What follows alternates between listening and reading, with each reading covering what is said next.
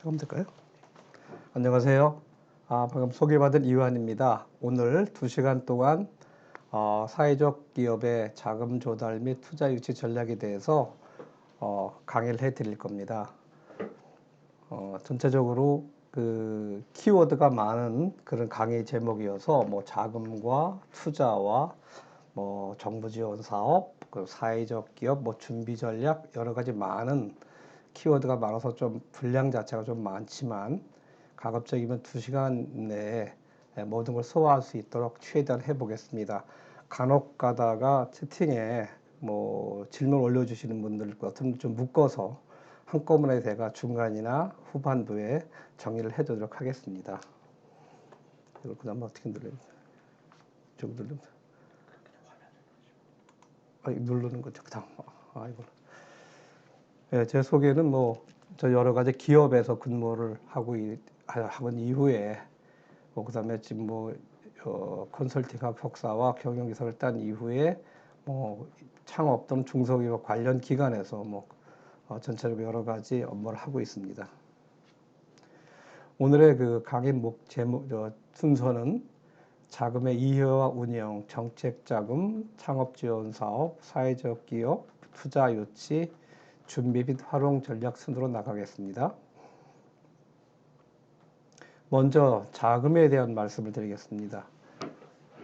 전체적으로 제가 오늘 그 자금 조달, 투자 유치에 제 자금에 대한 의의나 이런 부분을 언급한 이유는 제가 그동안에 한 10여 년 정도 정부 지원 사업 또 멘토링 여러 가지 그 정부의 사업 지원 사업 관련해서 평가나 심사를 하다 보면 사업 계획서와 발표 평가를 들어볼 때 대부분 분들이 매출이나 손익 같은 부분을 작성을 잘 합니다. 근데 정작 중요한 이런 그 자금에 대한 부분은 거의 무시를 하는 경우가 많습니다. 참고적으로 말씀드리면 매출이나 손익 같은 부분은 우리가 스포츠로 얘기하면 보통 야구로 들 수가 있습니다. 다시 얘기하면 1월, 2월, 3월, 4월 매출이나 손익에 대한 목표를 달성치 못한다 하더라도 연말에 12월에 몰아서 한꺼번에 매출과 손익을 달성하면 경영계획을 달성할 수 있다고 합니다. 결국 야구도 9회 말에 역전하는 것처럼, 그러나 자금이라는 부분은 운동 경기를 하면 권투처럼 1월 한 1회 전에 돈이 부족하면 회사가 부도나서 망할 그런 부분입니다. 따라서 무엇보다도 가장 중요한 부분이 매출도 손익도 중요하지만 자금에 대한 계획을 세워서 운영하는 부분이 참 중요한 부분이라고 생각합니다. 따라서 처음에 자금에 대한 부분을 좀 강조하면서 말씀을 드릴 테니 충분한 이해를 해주시기 바랍니다. 자금에 대한 구분이 보면 용도를 본 운전자금과 시설자금이 있죠. 아시다시피 사업 개시 이후에 여러 가지 매출 관련 점포 운영에 관한 경비를 운전자금이라고 하고, 사업장 확보나 공장, 기계, 시설 이런 부분은 시설자금이라고 합니다. 또한 어떤 주체별에 대한 구분을 하다 보면 창업자 본인의 자금으로 조달해서 조달 비용을 지급하지 않는 경우는 자기자금이라고 하고, 외부로부터 조달하여 조달에 대한 비용을 이자라든지 여러 가지 형태로 지급하는 것을 타인자금이라고 그러죠. 또한 소유자금 내역 중에서 보면 운전자금은 재료비, 인건비, 경비, 지급이자 이런 부분을 운전자금이라고 하고, 그 임대보증금, 사무실 집기, 비품, 그다음에 인테리어 공사비, 기계장치 이런 부분은 보통 시설자금으로 구분을 하고 있습니다. 또한 자금 계획, 소위 얘기하는 캐시플로우에 대한 말씀을 드리겠습니다. 자금 계획을 하면 창업에 필요한 자금 조달하는 계획을 수립하여 일정 기간 동안에 자금 수입 지출 추정해서 부족한지 남는지를 예측하고 그 대책을 아마 수립하는 부분을 보통 자금 계획이라고 합니다. 이 목적은 적정한 유동성 유지와 아주 최적의 자금 조달이나 운용을 통해서 기업 가치를 높이려고 하는 부분이 되겠습니다. 그래서 보통 이 자금 계획, 소위 캐시플로우의 중요성이 지금 현재 재무제표가 좀 3대 재무제표 하면 재무상태표, 손익계산서, 현금 흐름표 이렇게 돼 있고요. 또한 일반적으로 최근에 여러 가지 등락을 거듭하는 주식시장에서 나오는 주가, 산정, 밸류에이션이 있어서도 과거에는 포화라든지 이러한 수익에 대한 손익지표가 중요시했으나 최근에는 에비타 같은 현금 흐름을 중요시한 지표로 중요시되고 있습니다. 일반적인 자금관리 플로우를 한번 정리해 보면요. 필요한 현금을 예측을 해서 자금을 조달하고 운영을 한다. 그래서 운영 자금의 관리를 해서 어떻게 확장을 할 것인지 이런 부분 또 정책적으로 활용할지 결정을 하는데 이 부분이 앞에서 언급했던 자기 자금 또는 타인 자금으로서 조치를 할 수 있죠.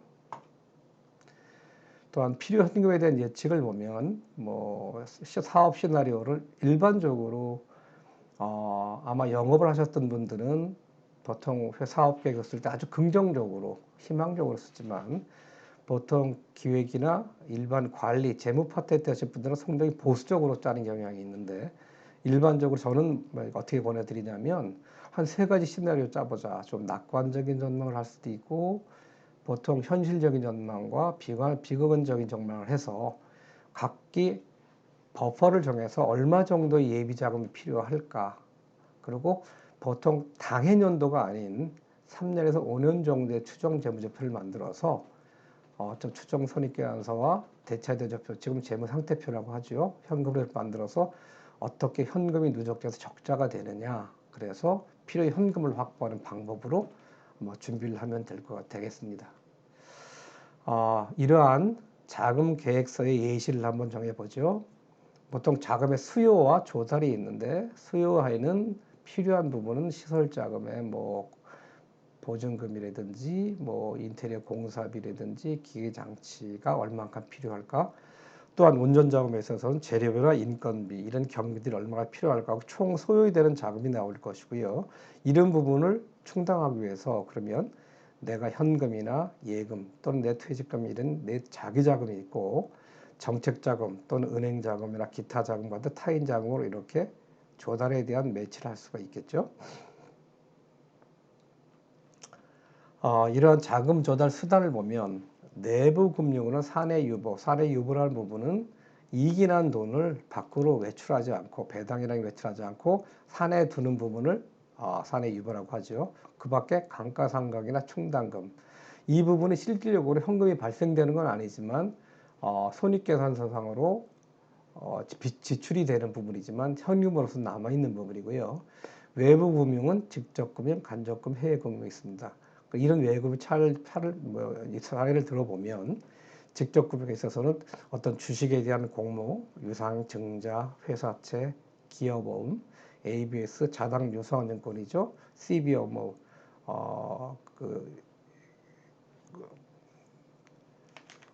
이런 증권 발행에 대한 부분이 나오고요. 그다음에 간접 금융에 있어서는 금융기관 일반 대출이나 담보 대출 차입금과 비금융기관의 저축은행 보험사 같은 비금융기관의 차입과 또한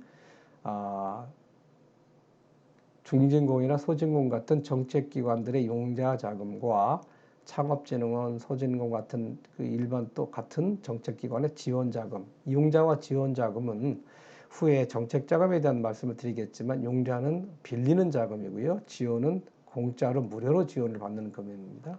그 밖에 해외금융 차관이나 외국인 투자, 현지금융 같은 해외 금융이 있을 수가 있습니다.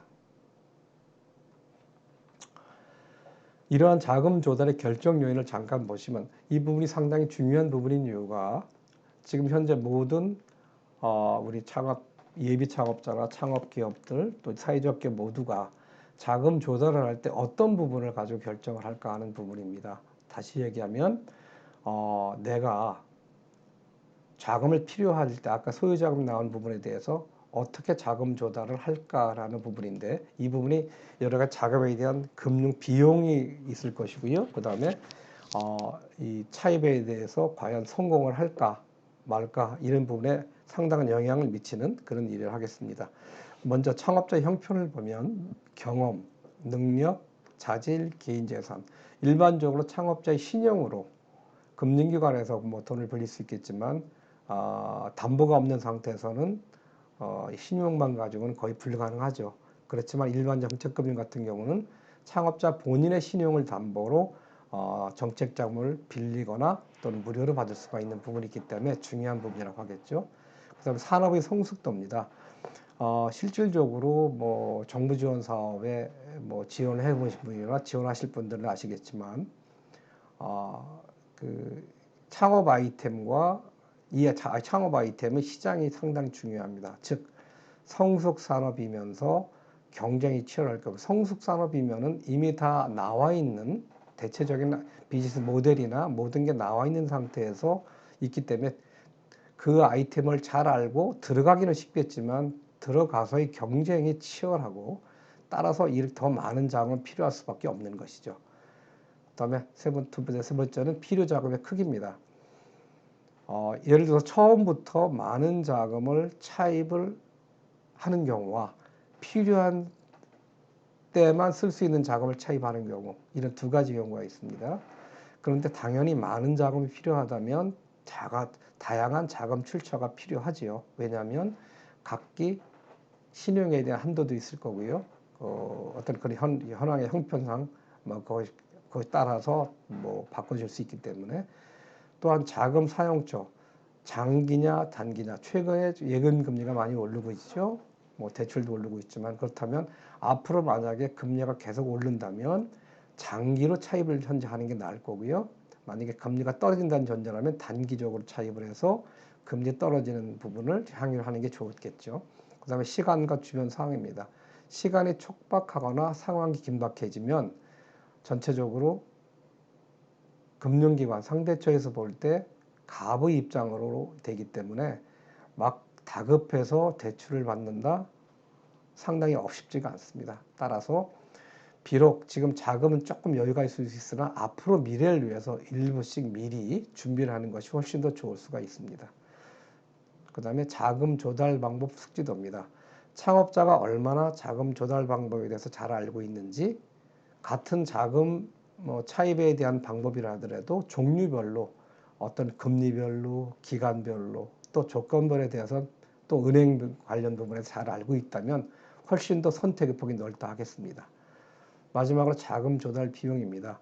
자금은 누구나 어떻게 조달하냐에 따라서 금융에 달라지기 때문에 바로 자금 조달 방법과 일치하는 부분도 있지만, 조달 원천을 다양하게 뭐 단기 자금, 장기 자금, 일반적으로 금융기관 자금을 쓸 수도 있고요. 정책 자금이라든지 이런 다양한 자금에 대한 조달 방법을 가지고 포트폴리오를 구성하든지 장단기 어떤 시간적인 개념을 가지고 자금 계획을 짜는 부분이 중요한 부분이라 하겠습니다.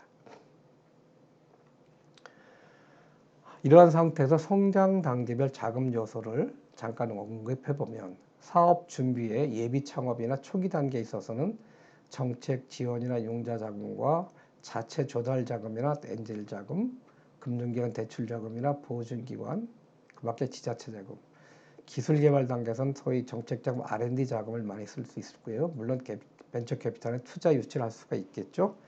그 상품화 단계는 마찬가지로 일반 보증기관, 정책 자금, 어떤 전환사채나 벤처 캐피탈 투자, 마지막 사업화 단계 가서 뭐 기업 공개까지도 뭐 생각할 수 있는 이런 플로우를 한번 봐쳐봤습니다.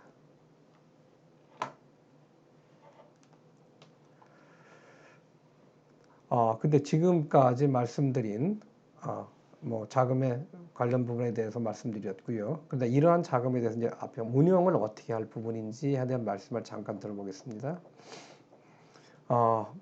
제가 오늘 강의에 대한 대상을 뭐 이쪽 센터에서 말씀을 들어보니 예비 창업자부터 창업 3년 이후의 기업까지도 있기 때문에 주로 아마 예비 창업자나 3년 이내의 기업이 대부분일 것이라고 말씀을 들었습니다.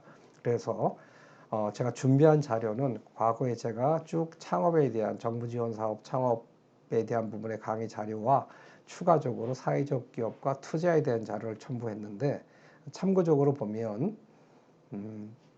창업 예비 창업자와 창업 3년 차까지 지원이 가장 많다고 저는 생각을 합니다. 물론 참여 상업 이후에도 뭐 도약 패키지나 여러 가지 지원 사업들이 있지만, 그래서 일반 창업으로 볼 때 창업진흥원에서 또 그리고 R&D 자금을 지급하는 중소기업 기술진흥정보진흥원에서 볼 때 창업이라 하면 보통 창업 후 7년 이내를 창업이라고 합니다. 물론 이제 중소벤처기업 융자 중소벤처진흥공단 벤처기업진흥공단에 보면 소위 신성장 작업이라는 중기기업들을 위한 자금은 7년 이후로 되고 똑같이 7년 이내를 이제 창업기업으로 규정을 하고 있기 때문에 그 중에서 저는 오늘 예비 창업자와 창업 3년 차까지를 중심으로 제가 말씀을 주고 드리겠습니다. 그래서 오늘 단계적 준비부터 시작을 할까요? 먼저 창업 준비기. 항상 이제 특히 젊은 청년층들한테 제가 당부하는 얘기가 있습니다. 3단계로 창업에 대한 준비를 하되 창업 준비기는 창업 필히 창업 보육센터 또는 뭐 일반적인 기관에서 하는 그 무료 창업 공간을 확보해서 1년 동안 사업계획서를 준비해라 라고 얘기를 합니다. 그래서 사업계획서 준비하고 확정을 하고 지원사업 신청 준비, 자기자금 투자를 하지 말고 1년 동안 꼭 창업 아이템을 꼭 확정을 시켜라. 그리고 나서 창업지원사업 준비한 이후에 창업 실행기, 이제 막 창업을 실행 준비를 할 때 마찬가지로 창업센터 입주를 해서 창업보육센터나 지역창조경제센터, 뭐 그 밖에 1인 창조기업 혁신센터라든지 많죠. 거기서 정부지원사업에 필히 창업사업화 정부지원사업 신청을 수행을 해라. 그렇게 되면 예비 창업 패키지 같은 경우는 100% 무료 또는 뭐 초기 창업 패키지나 그 밖에 대부분 지원 사업들이 70%까지.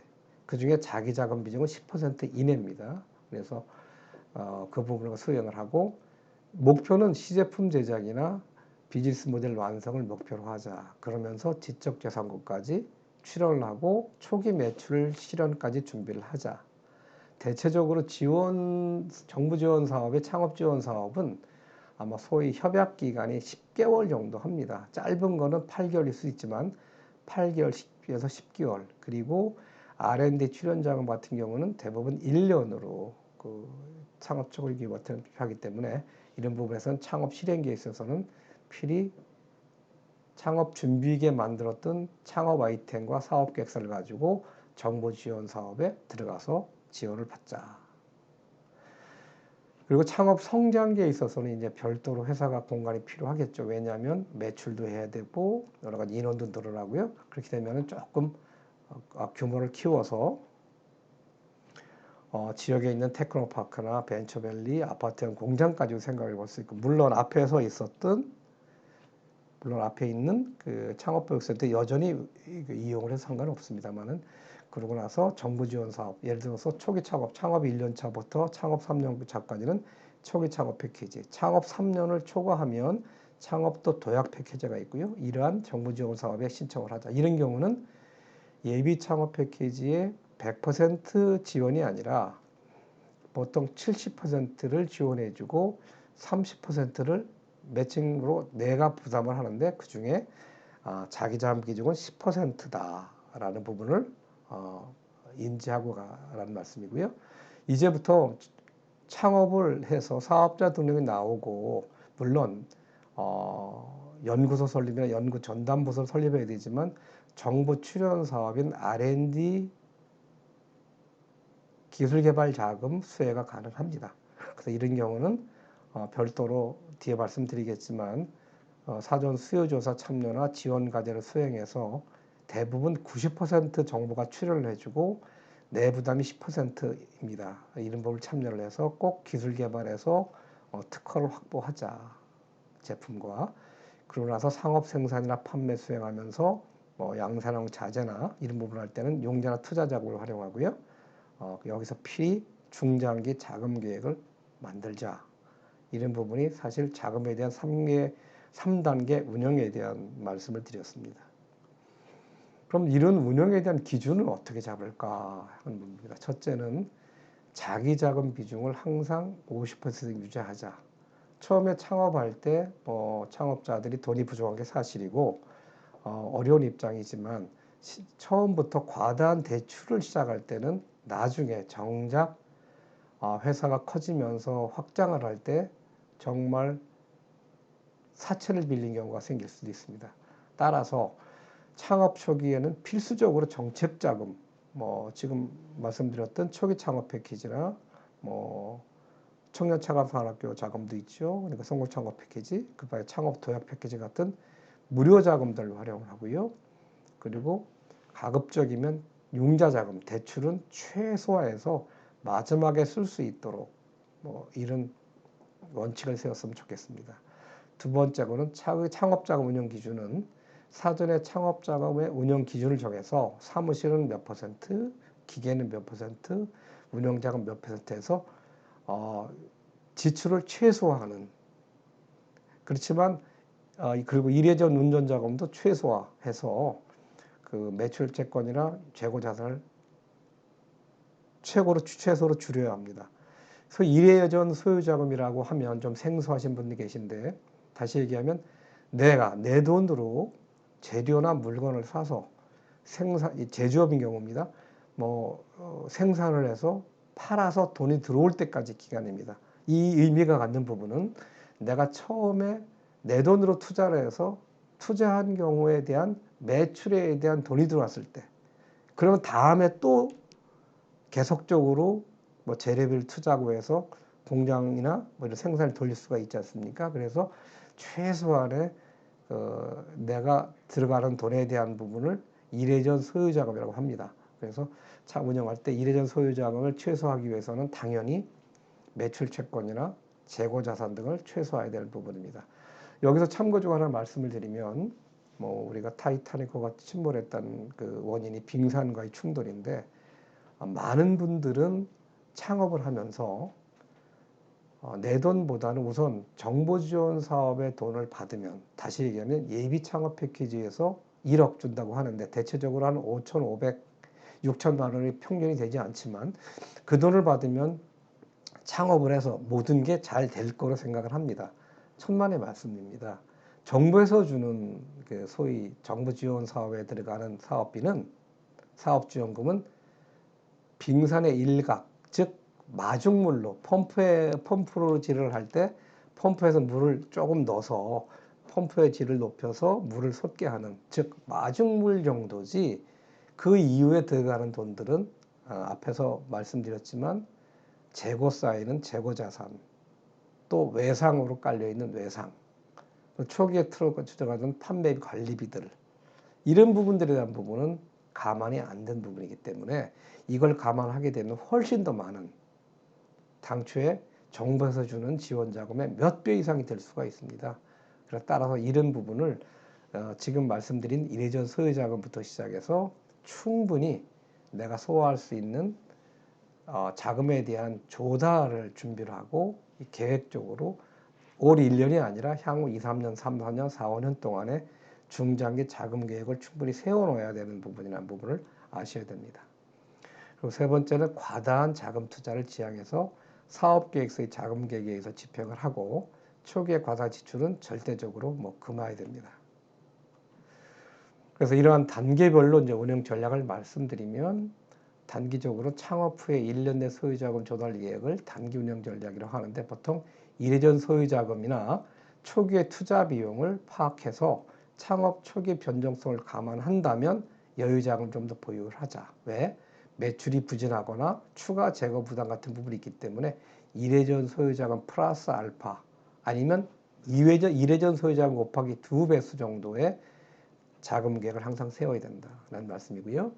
두 번째, 중장기 운영 전략은 우리 회사의 운영 모드를 앞으로 지속적으로 확장할 거냐, 축소할 거냐, 현상 유지할 거냐를 감안해서 시설 투자나 임대 보증금이 증가할 부분이나 또 새로운 금융을 제작하거나 이러한 투자 비용들을 계산해서 시장이나 영업 상황에 연동해서 필요 자금을 계산하는데 감안해야 될 부분이 외상, 또 재고로 쌓이는 부분을 감안해야 된다는 거죠.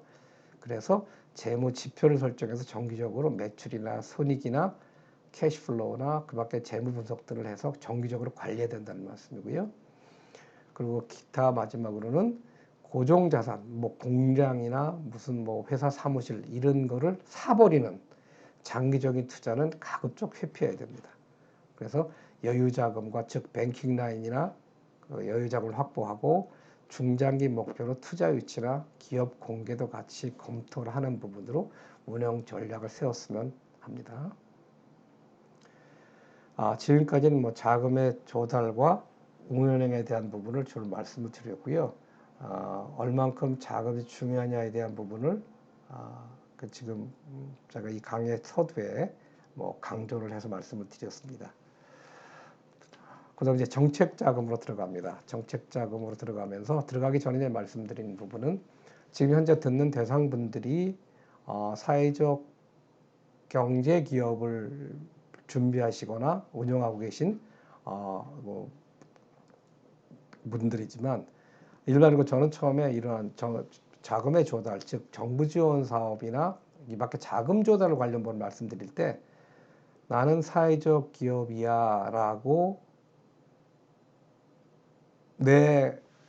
우리 회사의 소위 형태를 너무 단정 찍지 말고 일반 기업들이 향유할 수 있는 모든 것들 플러스 사회적 기업이 특권까지 누릴 수 있도록 그러기 위해서는 예비 창업자들은 일반적으로 잘 나가는 혁신적이나 최근의 4차 산업 이러한 여러 가지 비즈니스 모델이나 아이템을 준비하시면서 사회적 가치를 창출할 수 있는 뭐 요새 나오는 ESG 경영도 있지만 두 가지를 다 할 수 있는 그러한 상태에서의 비즈니스 모델, 창업 아이템.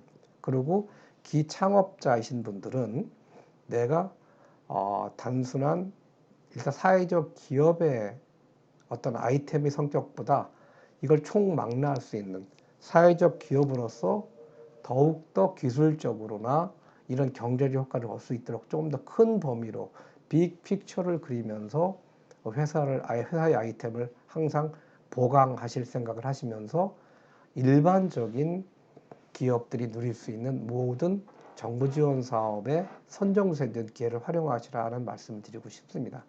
그래서 전체적으로 제가 오늘 강의 순서도 보면 일반 창업 기업들이나 일반 예비 창업이나 창업 기업들이 누릴 수 있는 여러 가지 기회를 먼저 말씀드리고 그리고 추가적으로 사회적 기업이 할 수 있는 것들에 대한 부분을 그래서 덧붙여서 말씀드리고자 합니다. 그럼 먼저 정책 자금에 대한 말씀드리겠습니다.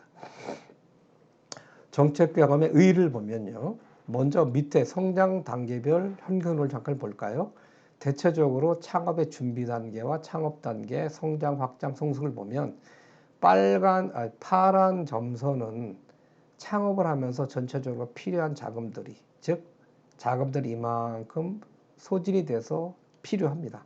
그러다가 어느 정도 성장, 확장 이후에 이제 자금이 플러스가 되는데 요거는 그때그때고요. 이 누적된 기준으로 보면 결국 지속적으로 부족하다가 창업에서 올라가기 시작하는 부분이죠. 그래서 정부가 정책적으로 이러한 창업자들이 부족한 자금들을 뭐 정부 재정이나 지자체 그 밖에 다른 방법으로 조성된 자금을 지원해 주는 자금인데요. 무료 자금과 유료 자금으로 구분되어 있으면서 유료라 하더라도 금융기관 자금에 비해서 금리, 기간, 담보조건, 뭐 신용 이런 것이 유리합니다. 그래서 특히 지원, 출연, 융자, 투자 자금 네 종류가 있고요. 이 순서대로 설명을 하고자 합니다. 지금 말씀드렸던 네 종류의 정책 자금이 첫째는 지원 자금을 보면 소유 자금의 전부 또는 일부를 무상 지원해 주는 이 중에 전부를 무상해 주는 부분은 지자체나 일반 단체에서의 소액들 뭐 수백만 원부터 한 1,000만 원까지 무상이 있을 수가 있고요. 소위 창진에서 나오는 정상적인 지원 자금으로서는 예비 창업 패키지 같은 경우는 100% 무상이고요. 초기 창업 패키지나 그 밖에 종합 대학 패키지 같은 경우는 70%를 지원해주고 30% 중에서 10%는 자기 자금, 20%는 자기의 현물 출자로 즉 내 인건비 또는 내가 노트북을 현물로 출자했다. 뭐 이런 출자 자금으로 대체할 수 있기 때문에 실질적으로는 그렇다 하더라도 내 필요 현금은 10%만 들어간다고 생각하면 됩니다. 이러한 지원 자금은 예비 창업자나 창업기업 제품 과정을 지원해 주고 있고요. 주관 기관이 위탁 집행해서 선정하는 작업을 수행하고 있습니다. 대체적으로 주로 대학들이 많이 주관 기관이 선정이 돼 있죠. 그 다음에 출연 기관입니다. 출연 자금입니다. 출연 자금은 정부가 기업들의 기술 개발을 위해서 출연을 하고, 출연이라는 말을 하는 이유는 소유 자금의 뭐 일반 초기 기업들은 90%까지가 출연하지만 나머지 10% 부담이고요. 나중에 이 보통 출연 기간이 1년인데 1년 후에 성공 판정을 받으면 내가 지원받은 그 90%의 10%에 해당되는, 즉 9%를 기술료로 납부하게 되어 있습니다. 뭐 기술료 납부 방법은 뭐 여러 가지가 있지만 또 유예도 할 수 있고요. 그래서 출연 기간이라고 하고요. 자금이라고 하고, 기술 개발 자금을 과세 형태로 수행해서 지원하고 성공 후에 분할로 기술료를 낸다. 그래서 출연 자금입니다. 요거는 당연히 예비 창업자는 불가능하고요. 기업을 설립한 이후에 최소한도 연구전담부소나 연구소 설립하는 기업일수록 받기가 유리하죠. 그 세 번째는 다 아시는 융자 자금이 있습니다. 기업 보유의 담보를 근거로 저금리로 융자를 하는데 보통 운영 시설이나 창업, 기술 개발 등 다양한 사업을 지원해 주고 있고요. 대출 전액을 보통 3년, 또 5년, 이런 운용자금 같은 경우는 대체적으로 3년에서 5년, 6년이고요. 기술 같은 경우는 좀 긴 기간이 있지만 일정 기간 분할 상환을 하는 방법으로 있습니다. 마지막 투자 자금은 뭐 신주 발행하거나 주식 인수, 이런 법인 주식 대가로 조달하는 부분이면서 벤처 캐피탈이나 뭐 물론 엔젤도 있지만 금융기관, 기업들이 투자하고 있지만 주로 이 기간이 투자되는 시간은 생각보다 길어서 3개월, 뭐 필요한 거 어떤 경우는 1년 가까이 걸리는 게 있습니다.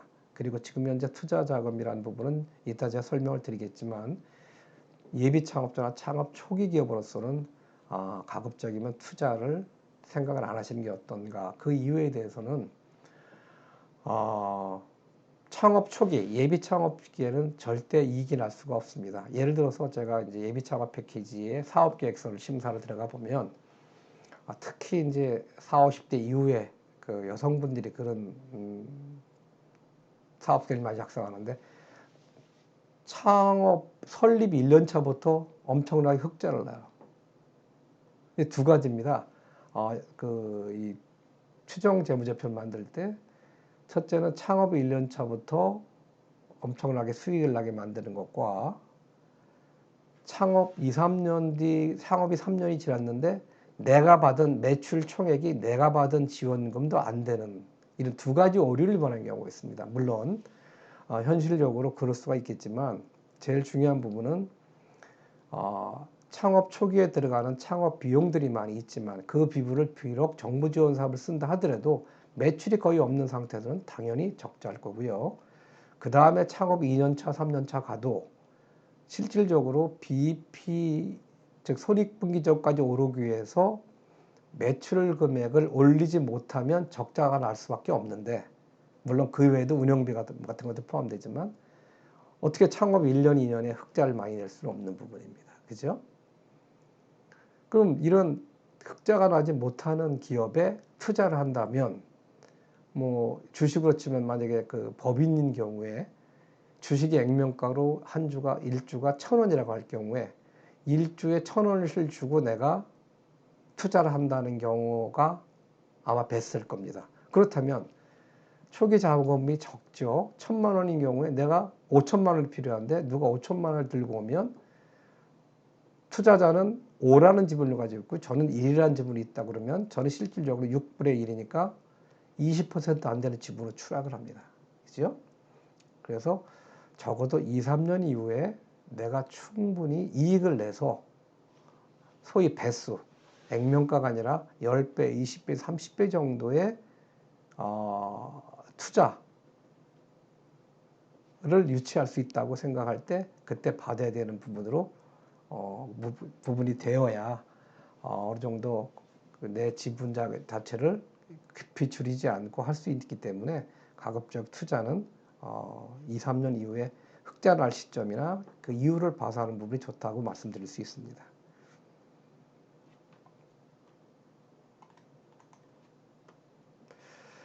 여기서 중요한 정책자금을 받는 경우에 중요한 부분이 창업입니다. 창업자. 예를 들어서 예비 창업 패키지 또는 초기 창업 패키지가 다 예비 창업 패키지는 창업을 하지 않은 경우고요. 초기 창업 패키지는 창업 후 1년부터 3년까지인데 이 시점은 즉 창업에 해당되지 않는 게 타인으로부터 사업을 승계해서 같은 사업을 하는 경우는 당초에 있는 사업 승계 전 사업자 등록일이 그 창업일입니다. 그 다음에 개인 사업자나 중소기업자 법인으로 전환하거나 법인의 조직 변경 등으로 지속적으로 하는 경우, 이런 경우도 마찬가지로 처음부터 개인 사업자의 사업자 등록일로부터 창업을 인정받는 거고요. 그리고 폐업 후에 또 사업을 개시해서 폐업자랑 같은 경우 맡은 경우도 폐업 후 사업자로 이 창업으로 인정을 받지 못합니다. 이런 부분은 중소기업 창업지원법 시행령 제2조의 창업법에 나와 있고요. 일반적으로 지원 사업의 맨 앞에 지원 대상에 보면 이러한 창업에 대한 구분이 나와 있어서 참고를 하면 될 것 같습니다. 그러면 지금까지 말씀드렸던 소위 그 정책 자금에 대한 부분을 어떤 지원 사업도 있는지 한번 알아보겠습니다. 먼저 창업 지원 정책을 잠깐 말씀드리면 이게 지금까지 재작년 2020년까지는 지금 창업 지원 사업들이 아주 중앙 부처 위주로 되어 있어서 저 같은 경우도 편하게 볼 수 있었는데 2021년부터 광역지자체가 추가되기 시작했고 올해는 기초지자체가 추가됐습니다. 다시 말씀드리면 옆에 보듯이 지원 기관이 중앙 부처에 있는 7개에서 14개, 13개 정도의 이런 부처에 대한 지원 사업과 마찬가지 중앙부원사업의 대상 사업도 나와 있었는데 2021년에 이제 광역지자체 17개 있죠. 예를 들어 서울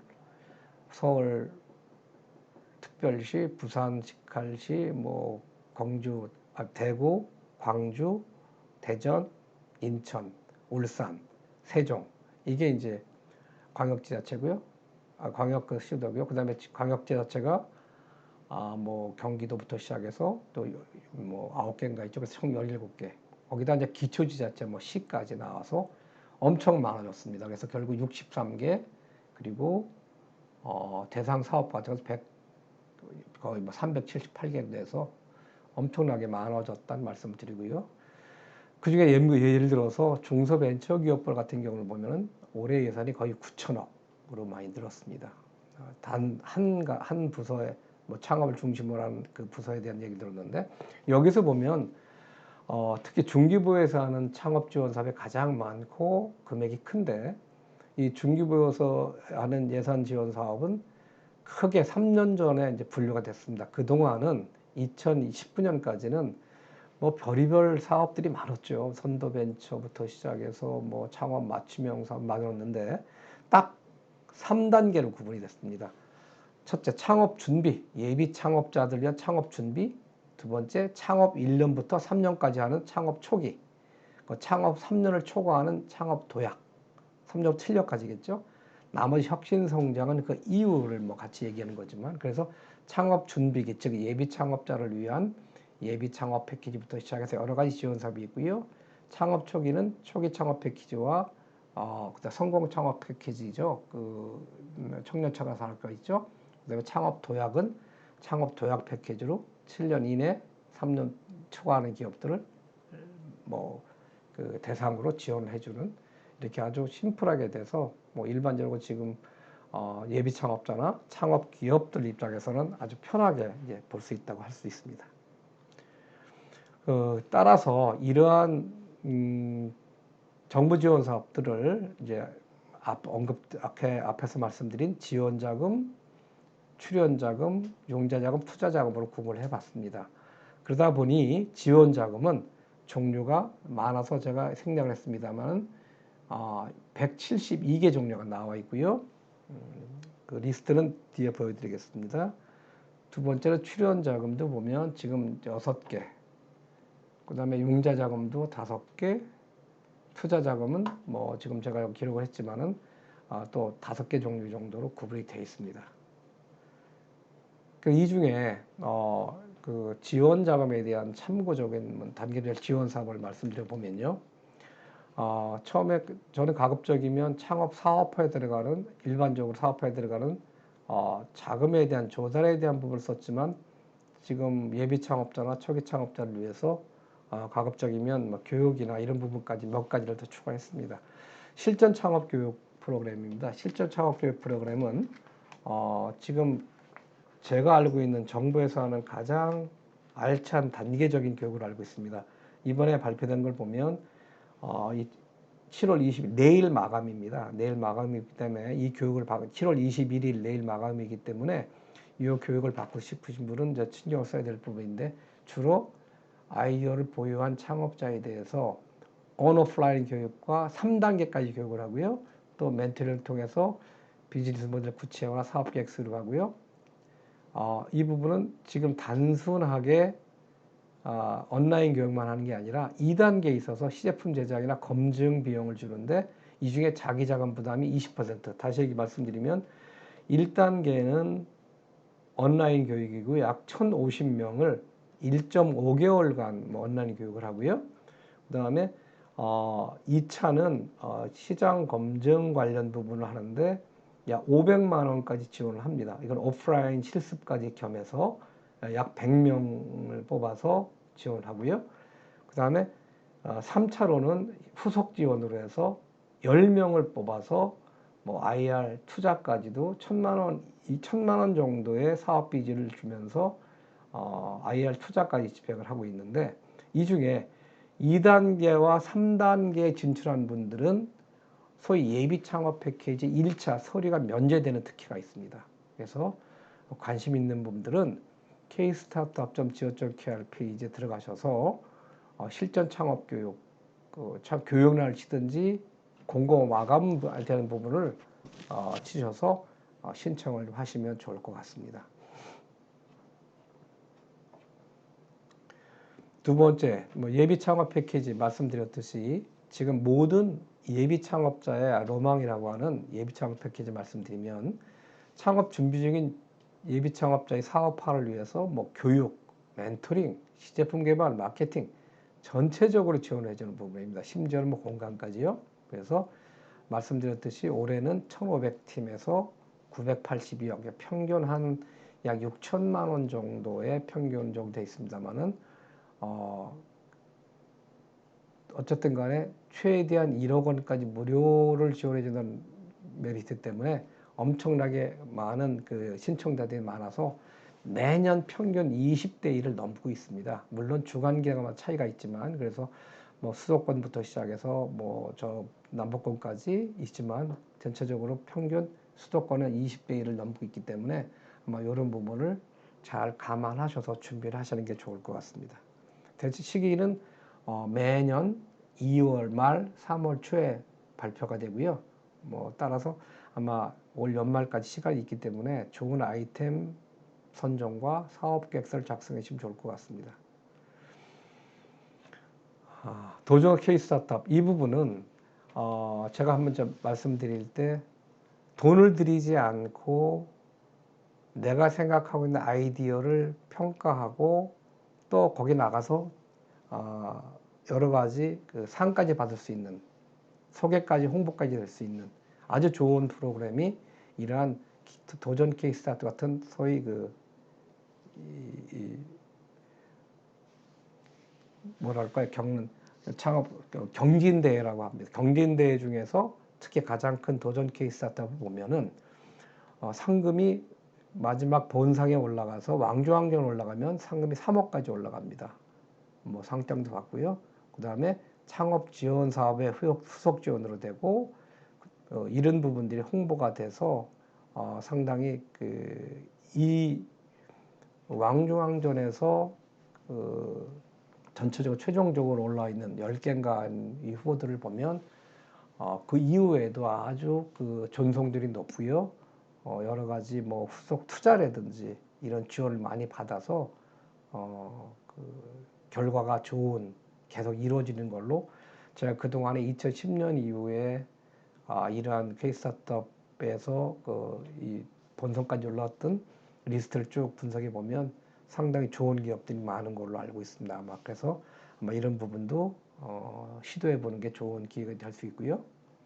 그다음에 초기 창업 패키지입니다. 이 부분은 창업 3년 이내 기업, 즉 1년에서 3년 내 기업에 대해서 지원해 주는 부분인데, 말씀드린 대로 사업화 자금을 1억 지원해 주지만 순수하게 정부에서 지원해 주는 부담은 70%, 30%는 내 부담이지만 그 중에 현금 부담은 내 10% 부담이다 라고 하는 부분이고요. 여기서 주의할 부분은 초기 창업 패키지에 대부분 선정되는 사람들은 보면 이미 예비 창업 패키지에서 1차 선정됐던 부분이 거의 50에서 3분의 2 정도가 선정이 됩니다.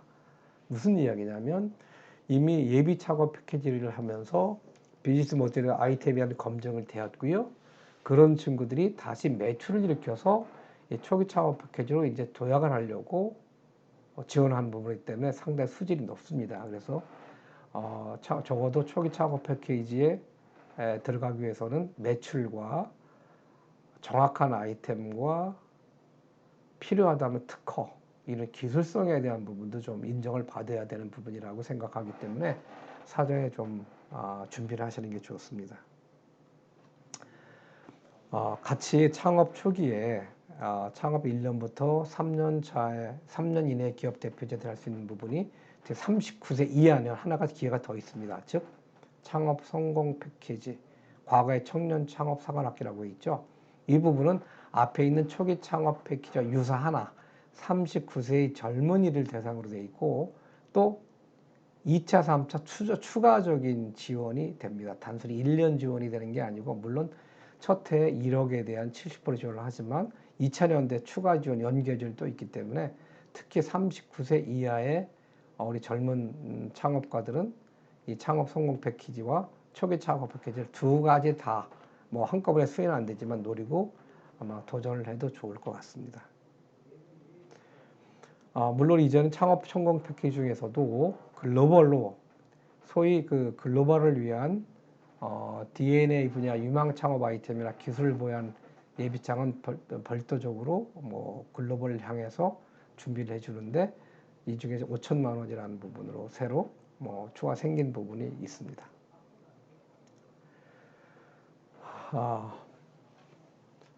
또한 창업 초기 하나 또 지원 사업 중에 하나가 특히 이제 사회적 기업에 관여될 수 있는 지원 사업인데요. 지역 기반 로컬 크리에이터 활성화, 여기 나온 지가 한 2, 3년 됐는데, 특히 소위 로컬 푸드라든지 로컬 관광이나 뭐 이런 숙박, 모든 이런 지역의 자연 환경, 문화적 자산을 소개로 해서 뭐 사업적 가치를 추구하겠다, 이런 로컬 크리에이터를 발굴 육성하게 됩니다. 그래서 약 200개사에서 70억 정도. 그래서 보면 로컬 크리에이터에 대한 사업화 자금을 위해서 뭐 지금 여기는 정확하게 금액은 안 나와 있습니다만은 대체적으로 한 3천만 원 정도 이내로 갈 수 있도록 뭐 할 수 있는 것 같습니다. 그래서 한번 좀 관심을 가지면 좋을 것 같고요. 그래서 그 밖에 이제 창업 기원 지원을 그 서비스 파우처라고 해서 젊은이들, 창업 3년인들 기업을 위해서 뭐 여러 가지 세무 대행 기획이나 뭐 기술 보호에 대한 이런 부분을 지원해주는 방법도 있고요. 그 창업 도약 패키지, 이제 창업 도약에 있어서 업력이 3년이 지나서 7년 이내까지 기업에 대해서는 과거에는 창업 3년을 초과하면 지원해주는 서비스가 많지가 않았습니다만은, 이게 창업 도약 패키지가 한 3년인가 4년 전부터 나와서 창업 업력 3년 이후에도 지속적으로 창업에 대한 성장을 해서 돕는다라는 걸로 나온 패키지입니다. 그래서 좋은 점은 앞에 있던 예비 창업 패키지나 초기 창업 패키지는 1억이라는 돈이 있었지만, 돈으로 구했지만, 이 부분은 지금 최대한 3억까지도 여러 가지 사업 모델 제품 서비스나 고도화에 필요한 부분을 뭐 지원해주고 특화 프로그램을 지원해줄 수 있다. 또 대기업과 협업한 프로그램들 보면 사업화 작업을 같이 또 맞춤 프로그램이라는 두 가지 트랙으로 움직일 수가 있고요. 그렇지만 조심해야 될 부분은 아까 말씀 초기 창업 패키지도 그랬지만 창업 도약 패키지는 적어도 어느 정도 창업 3년 이후가 되기 때문에 회사가 규모, 즉 종업원이라든지 매출이라든지 보유하고 있는 지적재산권이나 이런 부분들 어느 정도 갖춰줘야지 아마 선정이 가능할 걸로 보이기 때문에 아마 미리 양해를 한 상태에서 준비를 하시는 게 좋을 것 같습니다. 다음에는 이제 민간 투자 주도형 기술 창업 지원인 팁스라는 부분입니다. 이 팁스라는 부분은 저도 아직까지 제가 제 멘티들 중에서 팁스에서 정확하게 팁스 프로그램에 참여한 팀이 없을 정도로 쉽지 않습니다. 우리나라에서 아마 그 지원해주는 지원자 중에서 가장 금액이 큰 맥시멈 10억까지 엔젤 투자 매칭 펀드로 2억 정도, 그 다음에 R&D 5억에, 그다음에 마케팅 1억에, 그리고 추가 연계해서 또 2억 해서 최종 10억까지도 가능한 걸, 물론 10억을 다 받을 수는 없겠지만 이 부분도 보면 프리팁스와 포스트팁스를 나누어서 프리팁스 같은 경우는 엔젤 투자를 유치한 초기 창업계에 대해서 1억 지원을 해주고요. 포스트는 아까 말씀드린 마케팅 관련 부분에서 5억 이런 부분 남아 있어서 여러 가지 아주 구체적으로 자세화된 프로그램이 나와 있습니다. 그래서 만약에 내 기술이 세계 시장까지 선도돼서 충분히 경쟁력이 있다. 내 특허도 있고요. 원천 특허도 있고 충분하다. 이런 부분도 있으면 이 소위 팁스 운영사들이 많이 있습니다. 그래서 팁스 운영사들에 들어가서 거기는 연중 무휴로 수시로 접수를 받고 있기 때문에 시도를 해보는 것이 가장 좋습니다. 지금 나와 있는 무슨 예비 창업, 초기 창업, 무슨 R&D, 창업 도약 이런 모든 것을 묶어서 할 수 있는 이런 부분이기 때문에 특히 아주 유능한 기술을 갖고 있는 이런 예비 창업자나 창업 기업이 있으면 당장 활용을 하기 가장 좋습니다.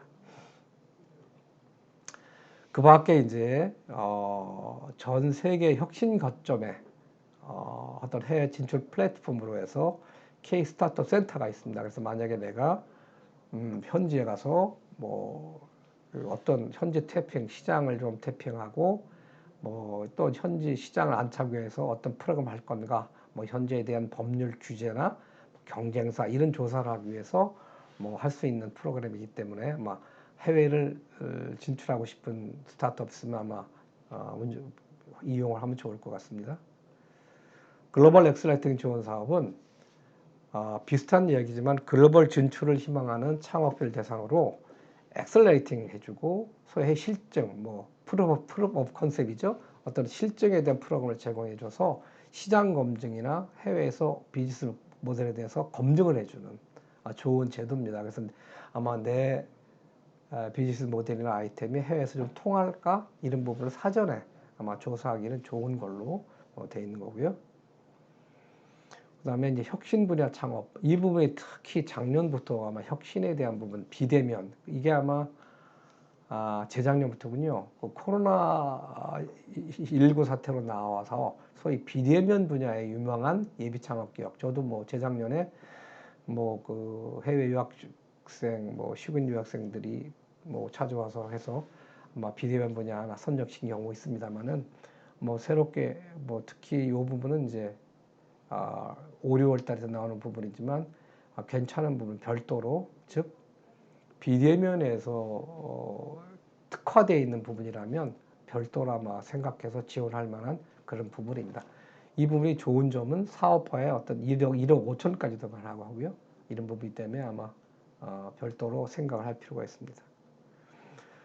이상 지원 사업에 말씀을 드렸고요. 그 다음에 출연 자금에 대한 부분은 무엇보다도 출연 자금의 가장 꽃은 창업 성장 기술 개발 사업입니다. 왜냐하면 창업 성장 기술 개발 사업이 대상은 7년, 창업 1년부터 7년 차로 되어 있지만 그 중에 보면 세 단계로 즉 디딤돌과 전략형과 팁스로 나눠 있습니다.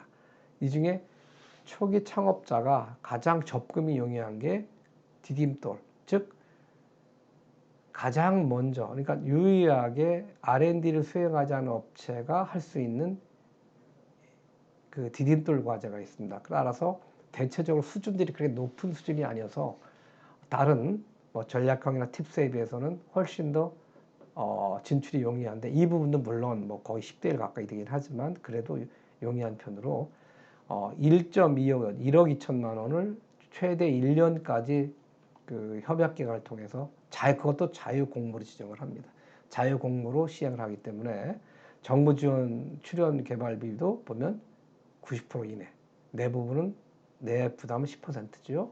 그래서 가장 좋고요. 이것도 1년에 또 시행을 적어서 2회 이상 시행을 하기 때문에 2회 말씀드리겠지만 기왕이면 똑같은 사업 계획을 준비해서 계속 수정해 나가면서 지원을 해도 뭐 좋은 방법이기 때문에 꼭 하시기 바랍니다. 그 세 번째는 융자 자금입니다. 융자 자금은 소위 중진공, 소진공 두 가지가 있지만 상업에서 저는 중진공, 중소기업, 중소벤처기업진흥공단에 대한 자금을 볼 수 있는데 혁신 창업 사업화 자금 중에서 가장 많은 부분이 창업 기반 지원 자금입니다. 이건 7년 미만 중소기업, 7년을 초과하면 신성장 자금이라고 해서 별도로 나가고요. 7년 이내는 마찬가지로 창업기업 지원 자금을 줄 수 있도록 돼 있어서 이 창업기업 자금 주는데 기간은 보통 운전자금은 5년, 시설자금 10년이지만 5년이고 중전자금 5년이고요. 뭐 운전자금 같은 경우는 그 기업의 한도가 5억 정도 돼 있고요. 좋은 점은 정책자금 기준금리에서 0.3%를 차감합니다. 지금 정책자금 기준금리가 아마 한 2.5, 제가 지금 확실히 보고 있지 않지만 2.5 내외 될 텐데, 그 다음에 3% 이내의 자금을 쓰는 걸로 볼 수 있습니다. 그 다음에 그 중에 또 일자리 창출 촉진 자금이 결국 그 혁신 창업 사업화 자금 중에 하나로서 마찬가지로 진행이 되고 있고요. 39세 이하의 사람, 이제 창업자가 써야 될 부분에서 가장 추천하고 싶은 거는 청년 전용 창업 자금입니다. 비록 융자 자금이지만 운전 자금인 경우는 1억 원 정도 돼 있고요. 1억 원을 보통 고정금리가 2% 금리로서 용자를 해주고 있습니다. 그래서 또 하나 제일 중요한 부분은 중진국 직접 대출이고요.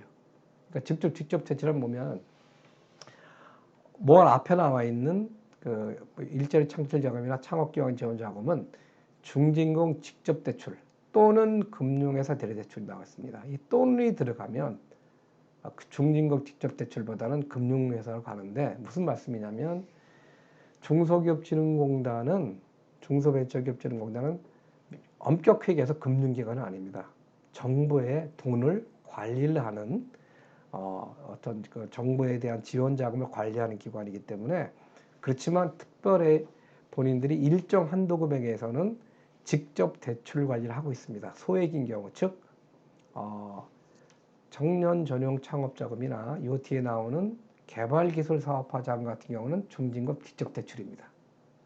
그럼 중진공에 내가 사업계획서 제출해서 내 신용을 가지고 너 사업계획서 괜찮구나, 그럼 1억을 줄게, 써라.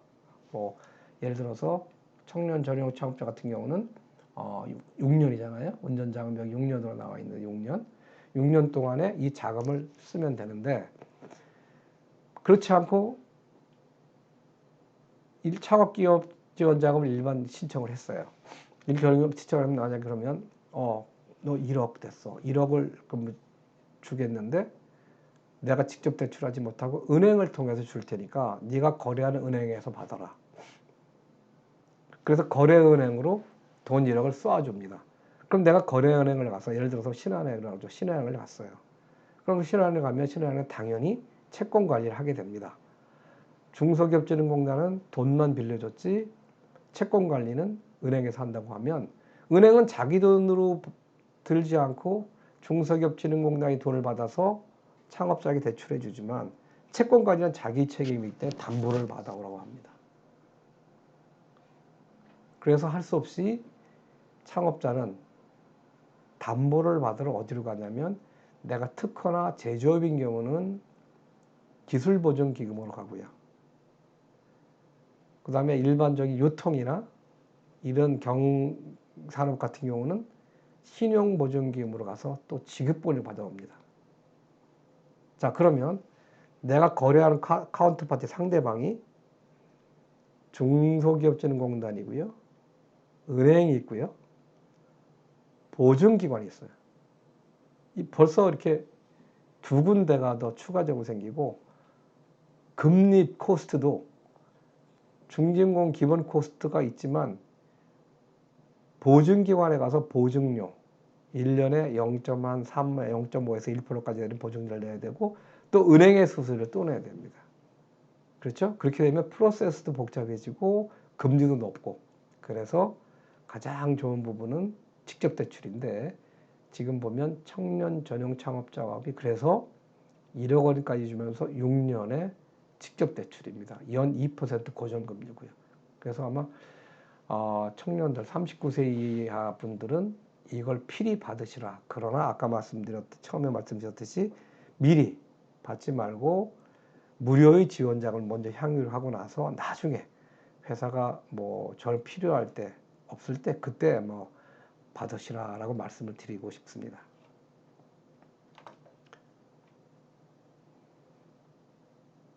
그 밖에 이제 이 출연자금 관련 부분에 모태조합 출자, 모태조합이라고 하는 것은 중소벤처기업의 투자를 목적으로 소위 민간 벤처 펀드에 출자는 출자 사업입니다. 그래서 한국 벤처 투자에 설립을 해서 투자를 해서 벤처 캐피탈 그 이도를 가지고 여러 가지 펀드를 운영하는 부분이고요.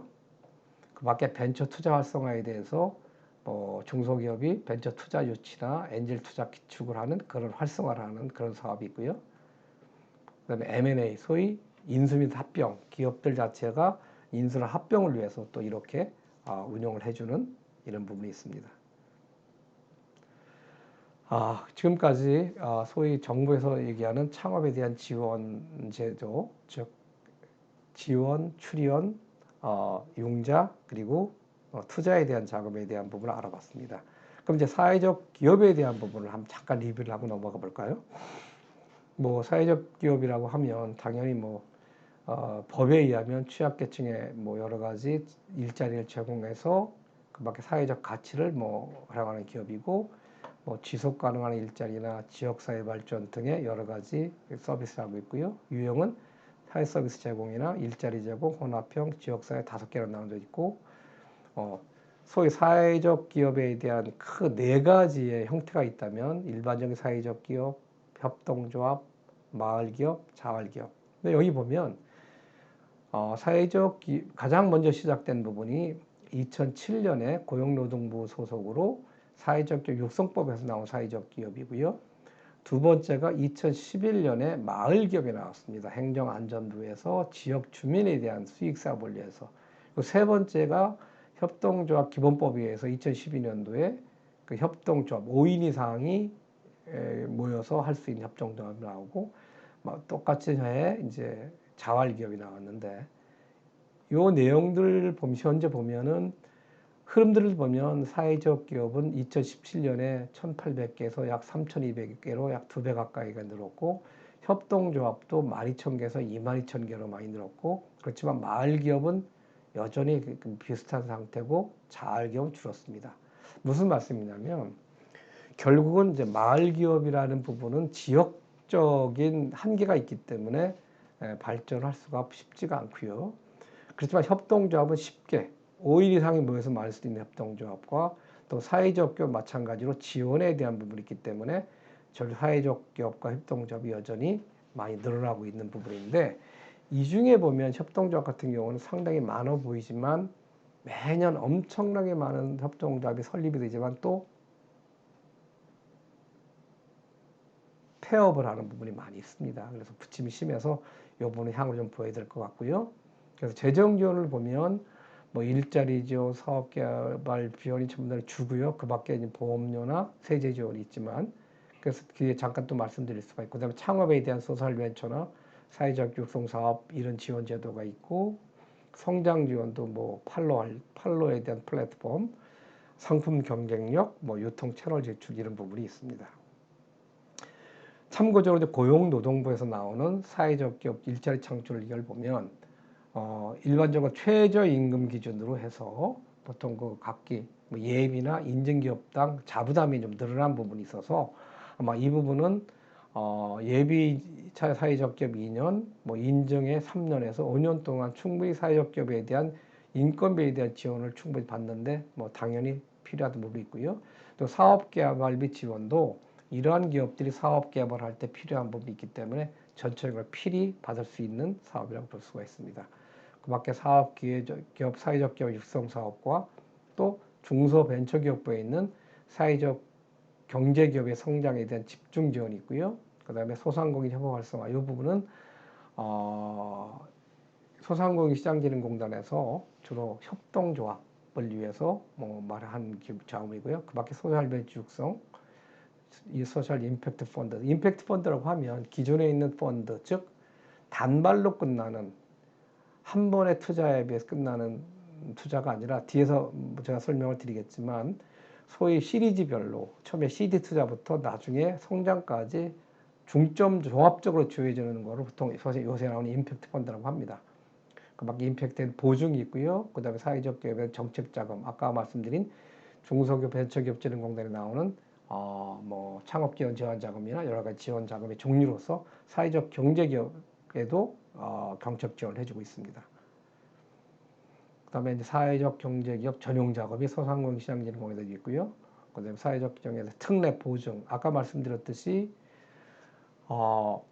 중소벤처진흥공단이나 소상공인 시장진흥공단에 단순하게 자금에 대한 직접 대출을 제외하고 은행을 통한 대리 대출 때는 보증이 필요합니다. 그렇다면 보증기관에서도 별도의 특례 보증으로 이러한 자금에 대한 지원을 해주고 있는데 보증기관들은 자금을 지원해 주는 게 아니라 보증서를 발급해 주는 업무지만 그 보증서는 은행에 가면 즉 돈이 됩니다. 그래서 따라서 이런 특례 보증도 상당히 중요한 부분이 될 수 있습니다.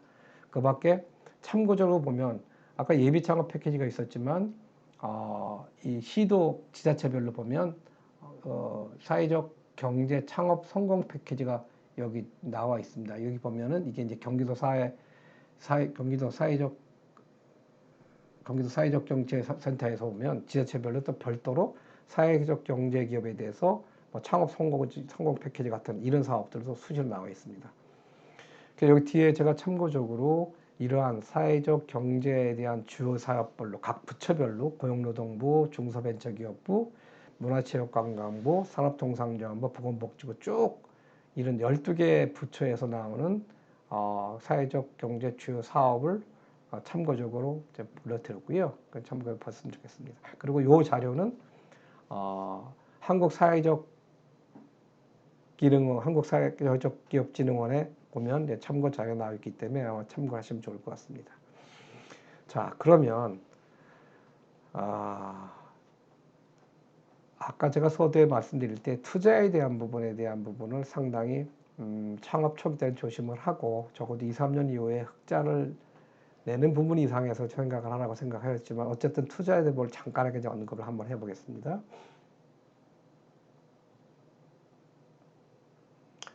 일반적으로 스타트업들에 대한 파이낸싱 사이클, 즉 투자 사이클을 보면 창업 준비기, 뭐 예비 창업자나 본인 자금이죠. 예비 창업자인데 3F라는 건 보통 우리가 이제 투자에 계신 분들이 쓰는 용어인데 패밀리, 가족이죠. 프렌즈, 친구죠. 풀리스트, 멍청한 사람들. 왜냐하면 처음에 투자하는 거를 뭐 일반적으로 슬랭으로 그렇게 뭐 쓰는 경우가 있습니다. 그래서 이런 초기 창업 준비기 때는 본인 자금이나 3F라고 하고요. 그 다음에 시드 펀딩을 할 때 창업가가 시드 펀딩 할 때는 보통 창업기에는 초기 시장 투자나 시제품 생산하기 위해서 보통 엔젤이 투자를 많이 하죠. 그 다음에 시즈 A로 가게 되면 이제 창업 초기인데 정식 제품이나 서비스를 개발하고 사업 모델을 개발하게 되는데 보통 벤처 캐피탈들, 물론 엔젤도 들어올 수 있습니다. 근데 창업 성장기에 시리즈 B가 가는데 시장을 접근해서 확대시키고 마케팅, 영업, 광고 뭐 증대시키고 인력 등등할 때 이때는 VC들이 많이 들어오고요. 마지막 시리즈 C가 이제 창업 확장기인데 시장 점유율을 늘리고 스케일업을 가속화할 때는 벤처 캐피탈이나 헤지펀드나 뭐 투자 은행들 뭐 이런 분들이 많이 들어오니 참고를 하시고요. 이 부분은 제가 2019년도에 뭐 창업 자료하는 부분에서 좀 오래된 자료지만 아마 많은 차이가 없을 겁니다. 자금 조달 방법이 국내 스타트를 보면 셀프 조달이 가장 많고요. 그 다음에 기부 신부, 그다음에 중앙정부부처, 엔젤 투자, 가족, 벤처 캐피탈 시도를 해서 실질적인 투자는 VC나 이런 일반 투자는 그렇게 많지 않은 걸로 보여서 참고적으로 좀 약간의 개선이 요구됩니다. 그래서 자금 조달 방법에 있어서도 남성과 여성의 차이가 있는데 남성 창업자들은 주로 보면 본인 자금이나 가족, 그 밖에 엔젤 투자, 기부 신고가 많은데 그리고 이제 중앙정부부처나 그 여성 투자들은 엔젤 투자나 혹은 엑셀러레이터가 더 많은 걸로 보이고요. 반면에 남성들에 비해서는 일반 기업 투자라든지 이런 부분은 조금 특히 금융권이나 이런 투자는 조금 회피하는 경우가 좀 있었던 것 같습니다. 그래서 이러한 그 투자에 대한 형태를 주로 보면 자금 유입을 대체적으로 보면 일반적으로 투자라고 하는 의미를 광의로 보면 회사에 돈이 들어오는 거를 다 투자라고 볼 수가 있죠. 그래서 정부 자금이나 과제로 들어오는 경우가 있고요. 그 다음에 융자나 담보 대출이 들어가는 경우가 있고 투자나 엔진이나 벤처 캐피탈 들어가 있는데 지금 회사의 자금수와 어떤 리스크를 고려해서 아마 선택을 하게 될 것 같고요. 그렇지만 투자의 형태 중에서 보통주, 우선주, 회사채. 그래서 투자 단계가 시드나 레이트 단계. 이건 약간 성장 단계고 사채 같은 경우는 아주 회사가 좀 성장 단계나 늦은 단계로 나오는 거고요. 그래서 이 부분 보통주나 우선주는 보통주는 보통 자본, 우선주는 자본이나 부채, 그다음에 사채는 부채로 돼 있고요. 특징은 보통주는 옵션이 없지만 우선주는 상한권이나 전환권이 마찬가지로 사채도 있습니다. 그래서 보통주는 밸류에이션이 중요하고 우선주나 이런 부분 실적이나 신주 인수권이 아마 중요한 부분이 나와 있어서 일반적으로 이러한 주식 관련체들은 내 지분을 건드리기 때문에 미묘한 부분이고 회사채는 부채로 되어 있기 때문에 내 재무 상태에 대한 부분이 좋지가 않아집니다. 그래서 타결로 나온 게 상한, 전환, 우선주라고 해서 일단 우선주로서의 자본 성격은 띄지만 내가 상환을 전제로 미리 상환을 하는 그런 권한을 주어주는, 다시 얘기하면 환자들의 부채를 내가 돈 있으니까 끌 수 있는 이런 여러 가지 파생적인 방법도 나오고 있습니다. 투자의 시기에 대해서 부분은 대체적으로 돈이 없으니까 투자를 한다, 창업 초기라기보다는 소위 버닝 레이트와 회사의 사업 계획 따라서 유동적으로 판단. 즉 다시 말씀드리면 내가 돈이 이 소위 레버리지라고 해서 이 돈을 가지고 얼만큼 내가 투자의 효과를 거둘 수 있을까 라는 상태와 회사의 사업 계획을 유동적으로 판단을 해서 아마 진행해야 될 거고요. 즉 내가 회사가 돈이 없어서 뻥 끝나버릴 타임이냐 아니면 여유가 있느냐에 따라서 판단하게 될 것 같고요. 즉 준비 시기도 소요일부터 6개월 이전부터 저는 이제 상당히 여러 가지 케이스를 많이 봅니다. 제가 정경련 자문을 하면서 거의 한 수백 개의 기업을 자문했었지만 안타까운 기업을 보면 기존의 소위 유명 그룹사에 납품을 하면서 1차 밴드로 잘 매출도 100억 가까이 하다가 시설 확장하느라고 투자를 받으려고 모든 기계를 셧다운 시키고 거의 6개월 정도를 쉬다가 투자가 늦어지고 결국을 받지 못하는 바람에 회사가 사채를 쓰고 이런 어려운 일까지 있던 경우를 했습니다. 그래서 가장 중요한 부분은 투자를 준비하는 것은 자금 필요한 일로부터 최소한 6개월 전부터는 준비를 해서 이 투자의 결정이 필요한 시기 몇 달 전에 날 수 있도록 조치를 하는 게 가장 좋은 거고요. 따라서 투자 필요 시기도 따라서 미리 사전에 준비 이전부터 필요 시기를 잘 시나리오를 써서 준비하는 게 좋을 것 같습니다. 그 중에 또 하나 보면 투자의 목적 또는 투자 자금의 용도가 또 하나가 있을 수가 있습니다. 무슨 말씀이냐면 그냥 투자를 한다. 아니면 투자를 하겠다는 사람이 있으니까 이런 정도라면 이 자금에 대한 유용성이나 용도가 흐지부지 희미해지면서 일찍 소진이 되는 경우가 많습니다. 예를 들면 내가 기업 공개를 준비한다 또는 공장 설립을 한다 또는 무슨 새로운 해외 지사 설립을 한다 이런 목적이 있어야 되는 그런 투자에 대한 부분은 유치가 필요하다는 말씀 드리는 거죠. 그래서 좀 중요한 부분이고요. 절차란 투자의 제한, 검토, 실사, 듀딜리전스죠. 투자 계약, 투자의 집행이란 그 프로세스를 잘 파악하셔서 투자 필요와 준비 시기를 잘 파악하셔라는 말씀드리고 싶습니다. 이런 몇 가지 더 요약을 드리면 캐시플로우 수립을 해서 중장기 계획, 비즈니스 계획, 사업 계획과 아울러서 2, 3년 정도의 캐시플로우 계획을 수립하고요. 회사 비즈니스 모드에 따라서 소요 자금이나 조달 계획을 추정하고 소위 딜루션이라는 희석률 방지, 아까 말씀드렸지만 내 자본금에 대한 배수가 몇 배냐 따라서 투자자들이 와서 내 지분을 건드릴 수 있다고 하면 사전에 지분율에 대한 시뮬레이션을 필요해서 적어도 내가 50% 이상, 가급이면 7, 80% 이상을 내가 계속 유지할 수 있도록 자본을 하도록 하고, 그게 어렵다면 우호지분이라고 하면 예를 들어 사내 우리 사주, 그러니까 즉 종업원들의 지주 제도를 하는 경우도 우호죠. 계열사에 대한 지분을 확보할 수 있는 경우도 마찬가지고 하게 필요하고요. 그 다음에 제일 중요한 게 적정 밸류에이션은 내 기업 가치를 산정해서 내 기업 가치를 최대한 늘려서 그 지분을 최소화시키는 부분을 방법을 필요하다. 마지막으로 이제 효율적인 IR을 해서 내 기업에 대한 부분을 충분히 PR을 잘 작성을 해서 우리 회사가 가지고 있는 여러 가지 차별성이나 이 가치를 올리는 부분이 잘 중요하다. 이렇게 말씀을 드릴 수가 있습니다.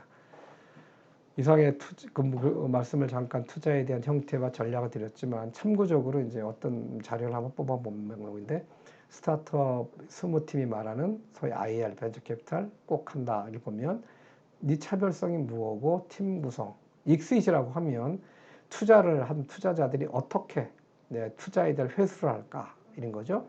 그다음에 돈을 어떻게 벌고 마켓 사이즈, 핵심 고객, 경쟁사, 투자금 사용 방안, 성과 지표, 사업 운영 리스크 이런 분들이고요. 그 밖에 최악의 상황에 대한 대책. 최악의 상황이라는 것은 만약에 회사가 운영이 잘못돼서 나중에 잘못될 거 워스트 시나리오는 어떻게 될 거냐, 새로운 기술 개발할 거냐, 이런 거겠죠.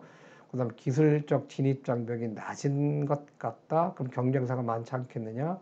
그다음에 성과를 낸 것을 알겠는데 2년이 걸리는 너무 저조한 거 아니냐. 이런 여러 가지를 미리 사전에 이 질문에 준비를 하는 부분이 중요하다고 보겠습니다.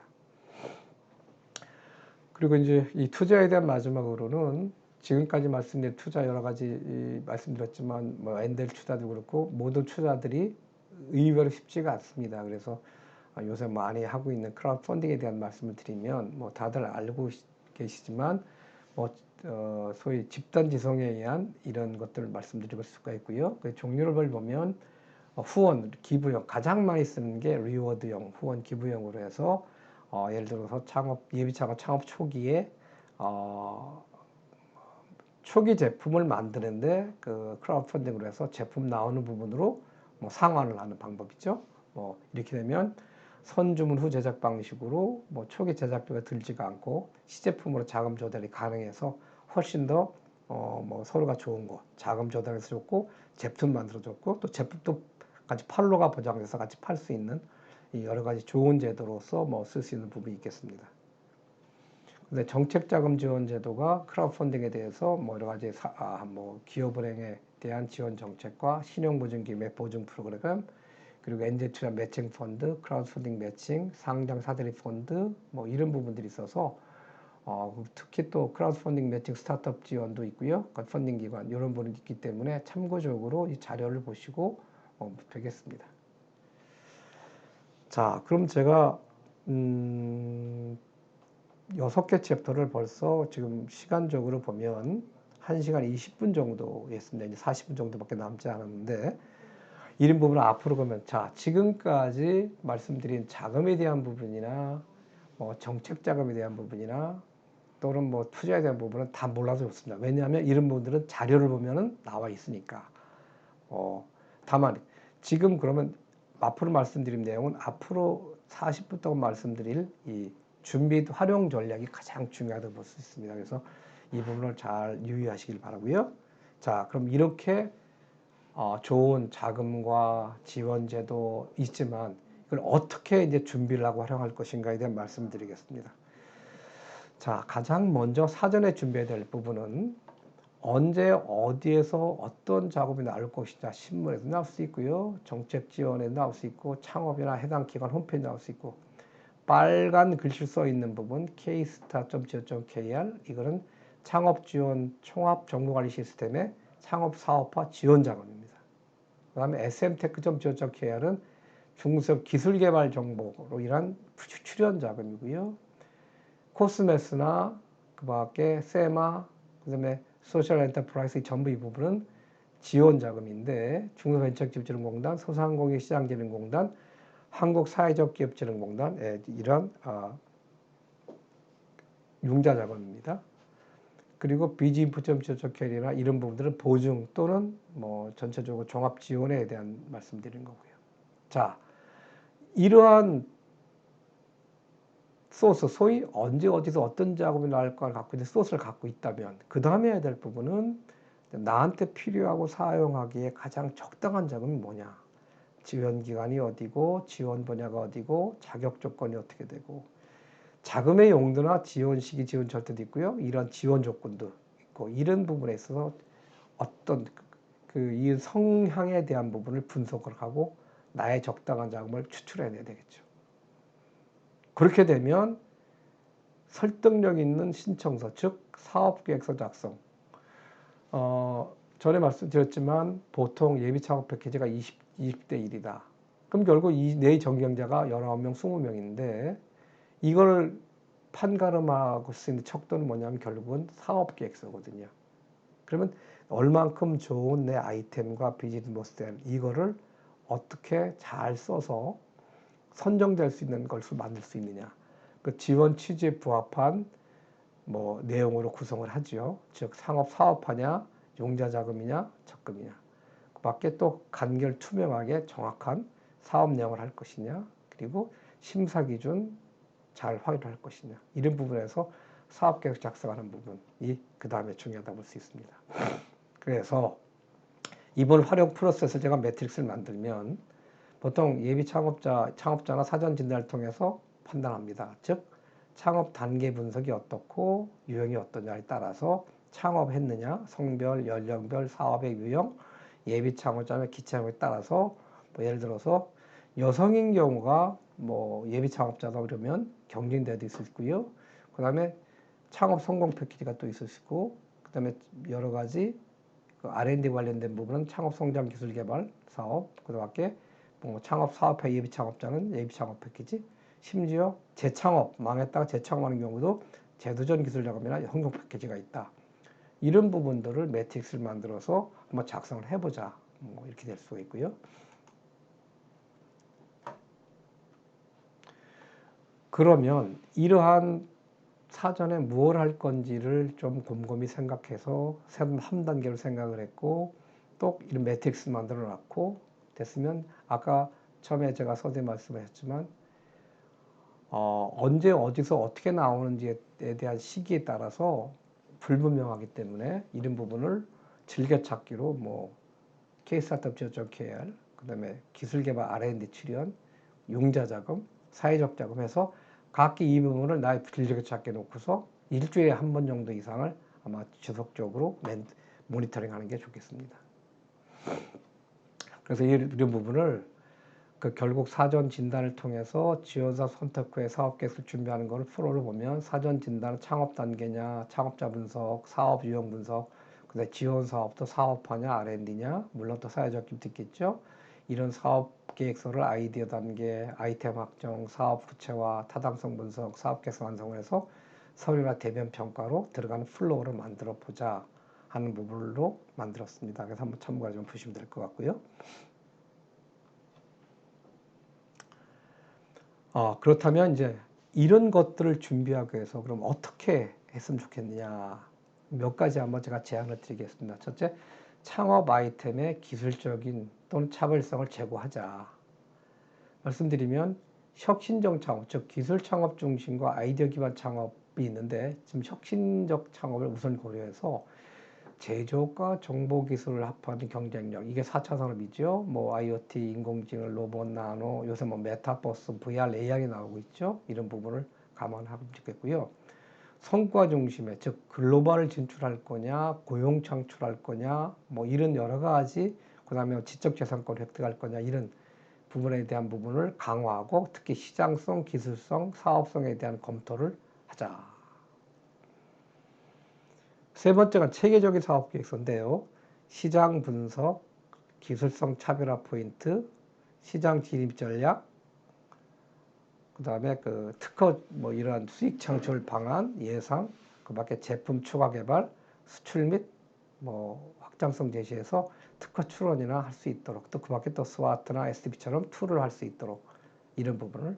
그래서 제가 이제 사업계획서 같은 경우는 보통 일반 단품 식사가 아니라 한정식을 차려야 된다. 뭐 여러 가지 뭐 도입부터 시작해서 말씀드린 거고요. 그 다음에 기관 연계 지원 사례입니다. 청년창업사학교 서류 문제 사항이 있고요. 창업성장기술 R&D도 문제가 있는데, 이런 경우 보면 청년창업사학 같은 경우는 중기 기정원이나 지역창조경제센터장이나 국뽕장 추천을 예산하는 부분이 있고요. R&D 같은 경우는 뭐 창업사학과 연계 지원 사업 수행 후에 해당 기관장 추천자, 이런 부분을 하게 되면 1차 서류를 면제받을 수 있는 뭐 이런 좋은 제도가 있고요.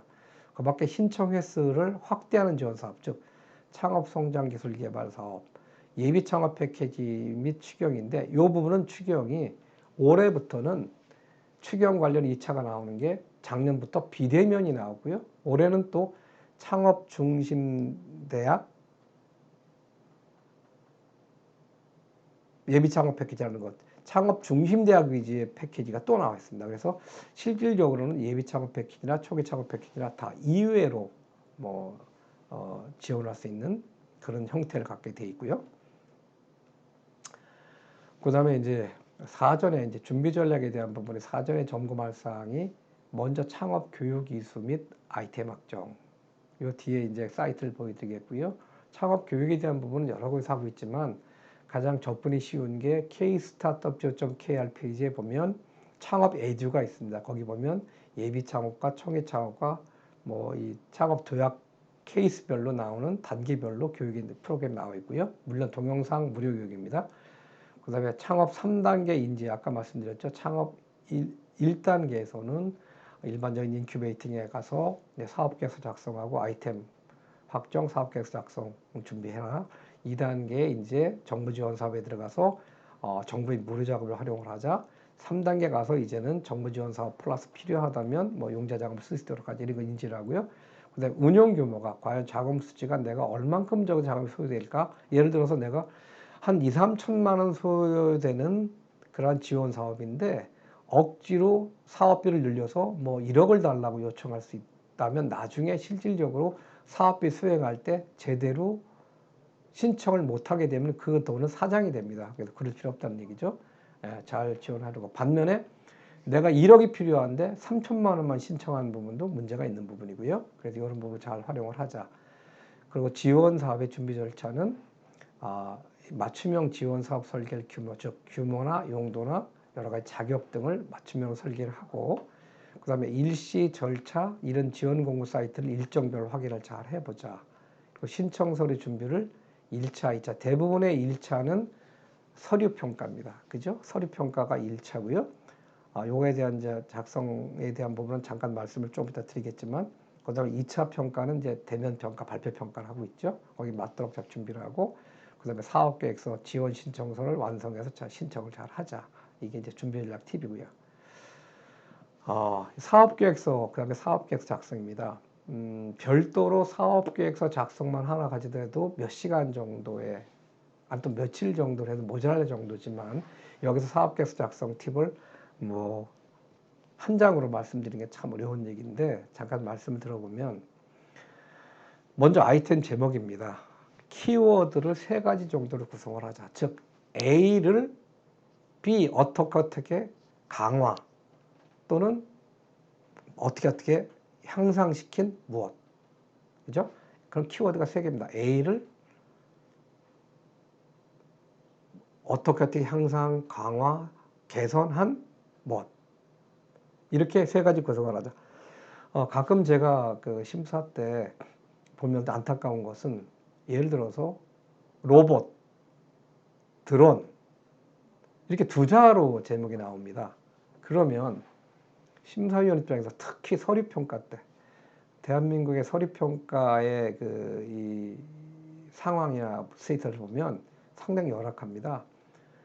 대체적으로 하루에 뭐 아침 10시부터 오후 3시까지의 최소한 30개에서 50개의 업체를 이제 서류평가를 하는데 아시다시피 사업계획서는 대부분 이제 10장이 넘을 수도 있지만 그럼 실질적으로 사업계획서 하나를 보는데 10분이 주어지지를 못해요.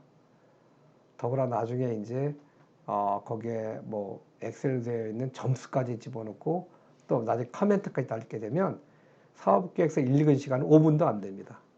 쉽지 않아요. 그 5분도 안 되는 상태 사업계획서를 서류평가에 다 읽어본다는 것은 불가능하죠. 그럼 주로 키워드나 앞에부터 주요사항을 보는데 제목 자체가 벌써 애매하면 이건 무엇이지? 하면서 벌써 부정적인 생각을 할 수밖에 없습니다.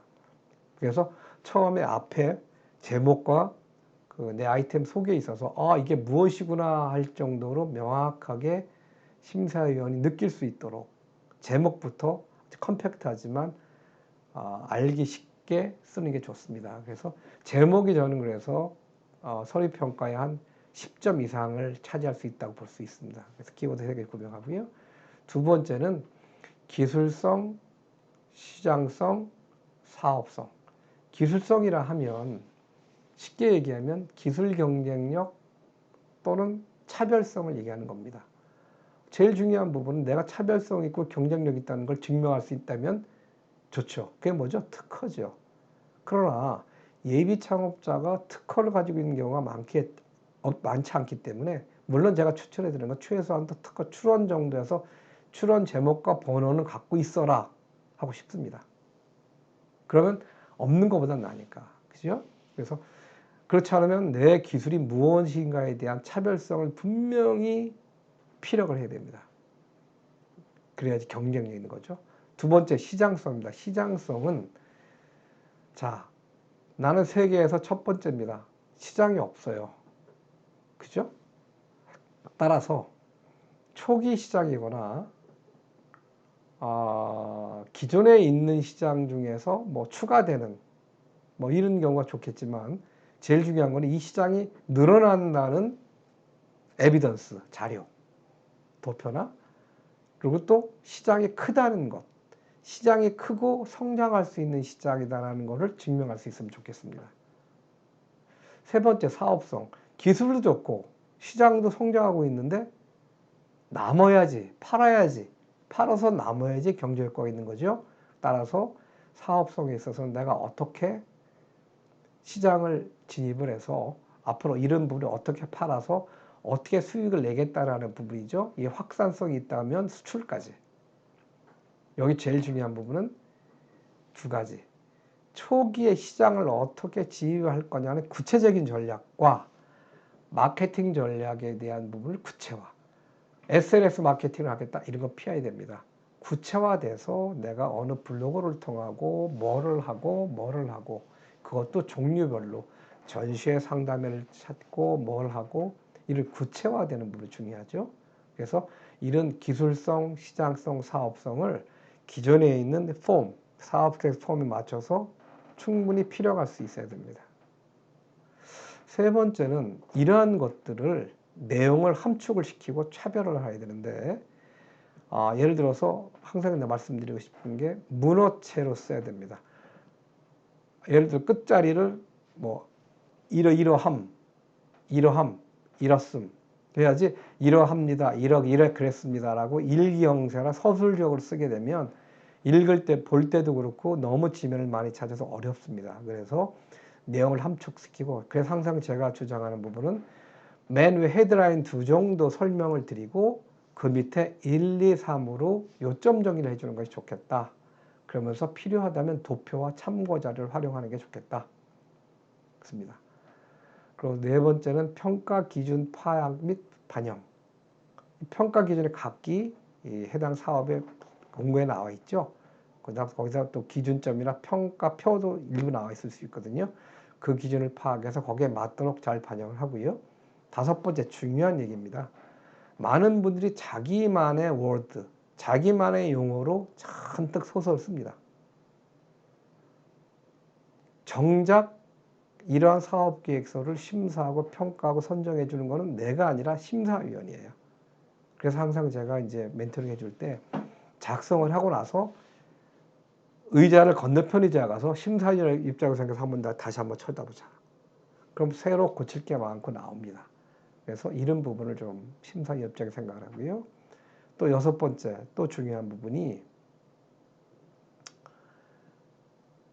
검증된, 가로를 치고 검증된 전문가 멘토링이나 스터디 그걸 활용을 하고 있습니다. 검증된 거라는 말씀드리는 부분은 요새 너무나 멘토들이 많습니다. 그래서 그 중에 검증된 멘토라는 부분, 첫째는 이분이 과거에 경력이 뭘 하셨나, 대기업, 중소기업 또는 사업화 경험이 전혀 없는,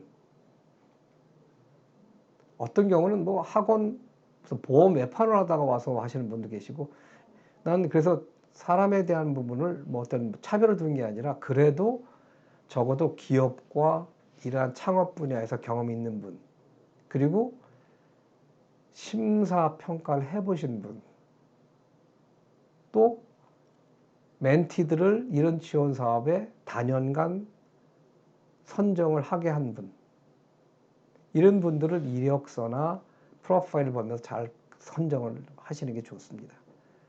또 스터디그룹을 만드는데 스터디그룹 중에서 가급적이면 지원 사업에 선정됐던 분을 스터디그룹 일원으로 끌어들여서 그분과 같이 스터디를 하고 사업 계획서를 준비하는 게 좋겠습니다.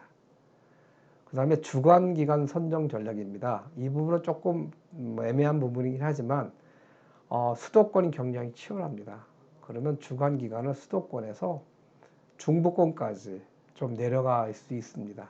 전에 저도 몇 번 멘티들을 그렇게 해서 당선한 경우도 있지만, 어차피 선정을 목표로 한다면 뭐 대부분들 뭐 주관기관에는 한 달에 한 번 뭐 갈까 말까 안 가도 되고, 대부분 뭐 온라인으로 해도 되고요. 뭐 멘토링을 받는다면 모르겠지만 뭐 실질적으로 가는 거는 그렇게 많지 않기 때문에 주관기관도 선정 전략을 잘 짜라는 부분이고요. 마지막 탈락 시에 나는 분명히 사업계획서 잘 쓰고 자신이 있고 그다음에 지적재산권도 있는데 왜 탈락했느냐, 이런 경우에 드물지만 이의 신청을 하게 돼 있습니다. 일주일 이내. 그래서 필히 내가 탈락 통보를 받으면 해당 주관기관에 탈락 심사평가 의견을 꼭 달라고 하세요. 그럼 이게 5년 전인가부터 뭐 3인 이상의 평가 의견서를 주게 돼 있습니다. 이걸 받아보고 말이 안 되면 이의 신청할 필요가 있습니다. 제가 몇 년 전에 뭐 그때 창업 선도대학인가요?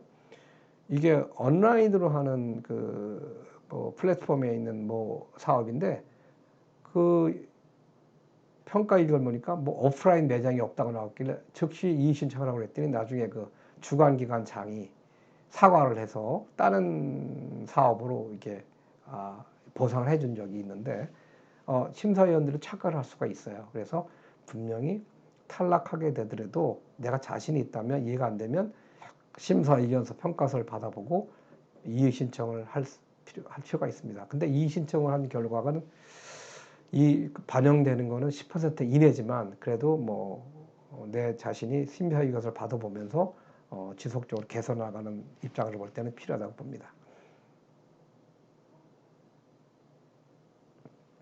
그래서 평가 기준을 말씀드렸지만, 기술성, 시장성, 사업성에서 각기 독창성, 구현 가능성, 뭐 특허가 있느냐, 시장성에 대해서 해외 시장, 내 시장 규모가 있느냐, 경쟁이 어떻니, 사업성에 대해서는 마케팅 판로 개척, 초기 시장 전략, 매출 손익, 이런 부분을 감안해서 잘 하셔서 준비하셔야 된다는 말씀과, 탈락사회 평가 의견을 사례를 들었습니다. 뭐 저도 뭐 그렇게 썼던 경우도 있고 본 경우도 있어서, 기술성에 대한 차별성이 부족하고 창업자 경력이나 역량 부족해서 제품 개발이 좀 안 좋고, 뭐 시장성도 마찬가지고요.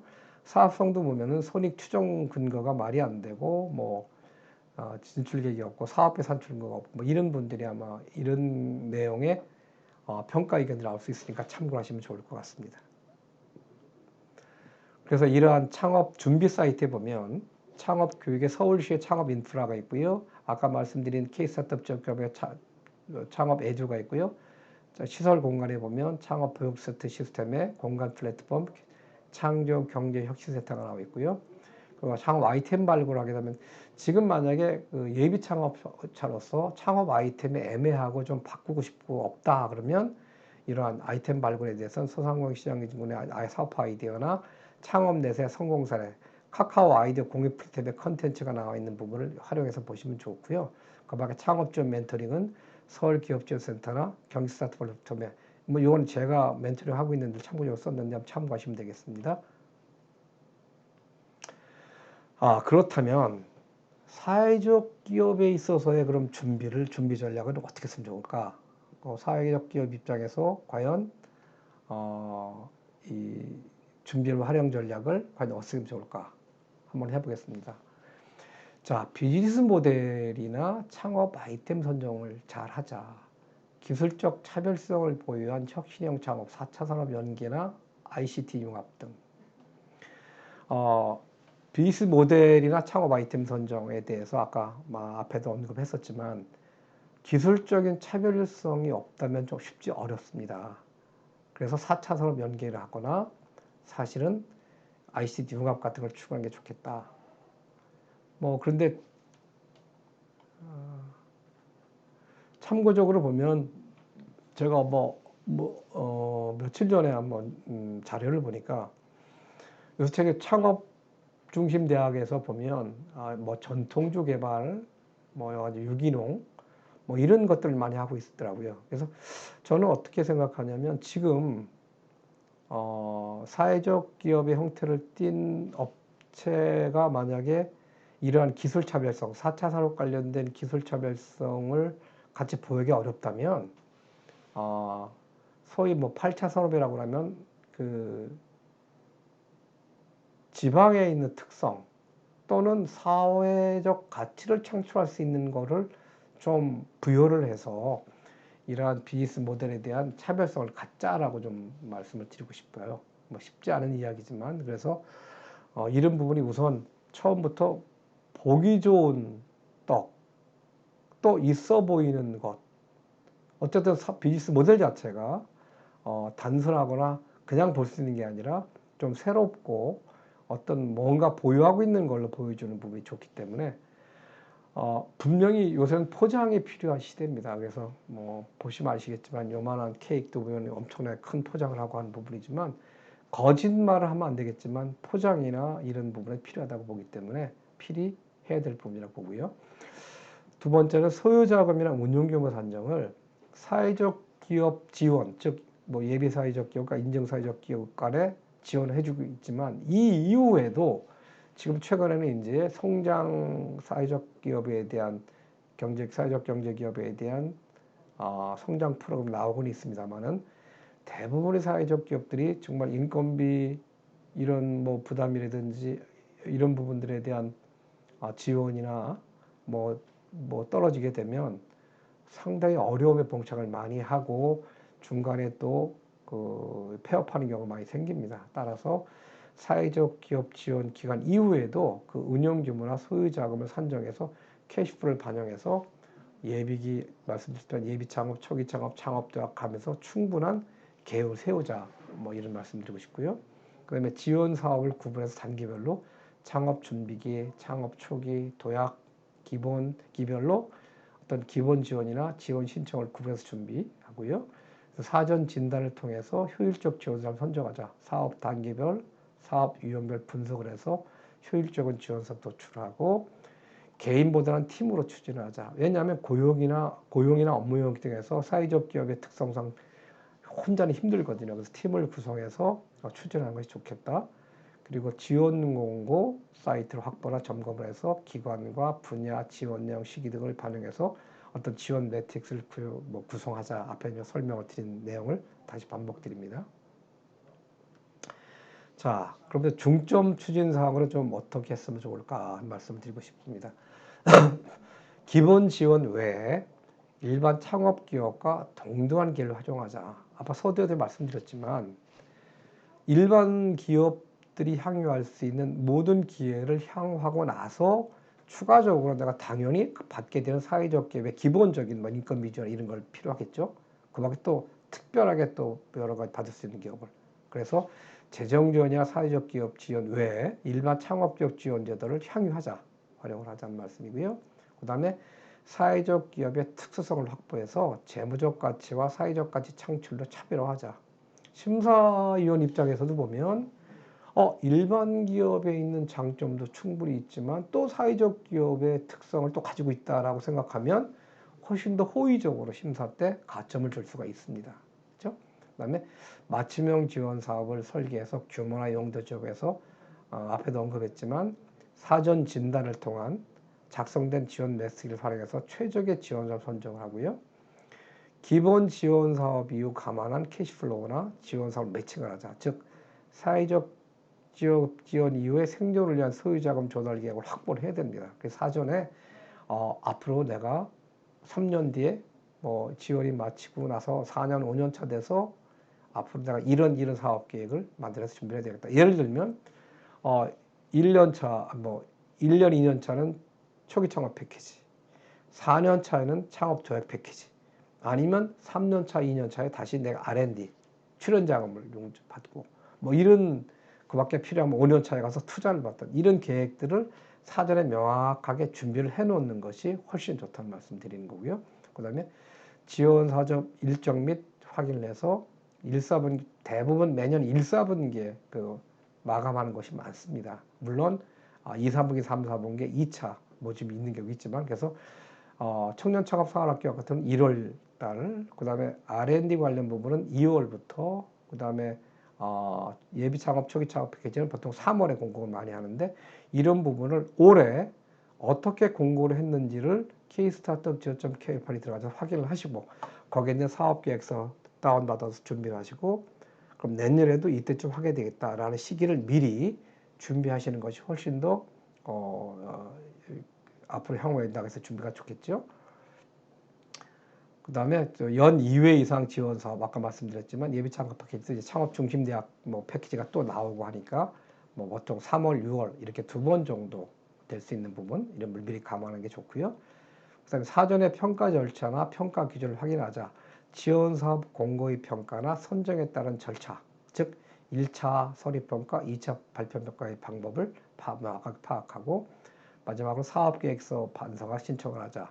비즈니스 모델의 사회적 가치 추구와 기술성, 시장성, 사업성을 확보를 하자라는 것이 중점적으로 추진할 사항이라고 말씀드리겠습니다. 그래서 결국 이러한 사업계획서도 사업계획, 사회적 기업 관련해서 뭐 준비 전략을 보면 전체 사회적 기업에 대한 부분 사회적 기업진흥원과 고용노동부, 중소벤처기업부의 이제 가급적 사회적 기업에 대한 지원 사업이 많이 나와 있고요. 협동조합은 기획재정부, 소상공인 시장진흥공단에 있는 협업 활성화 사업, 교육부에 이런 사업들이 있습니다.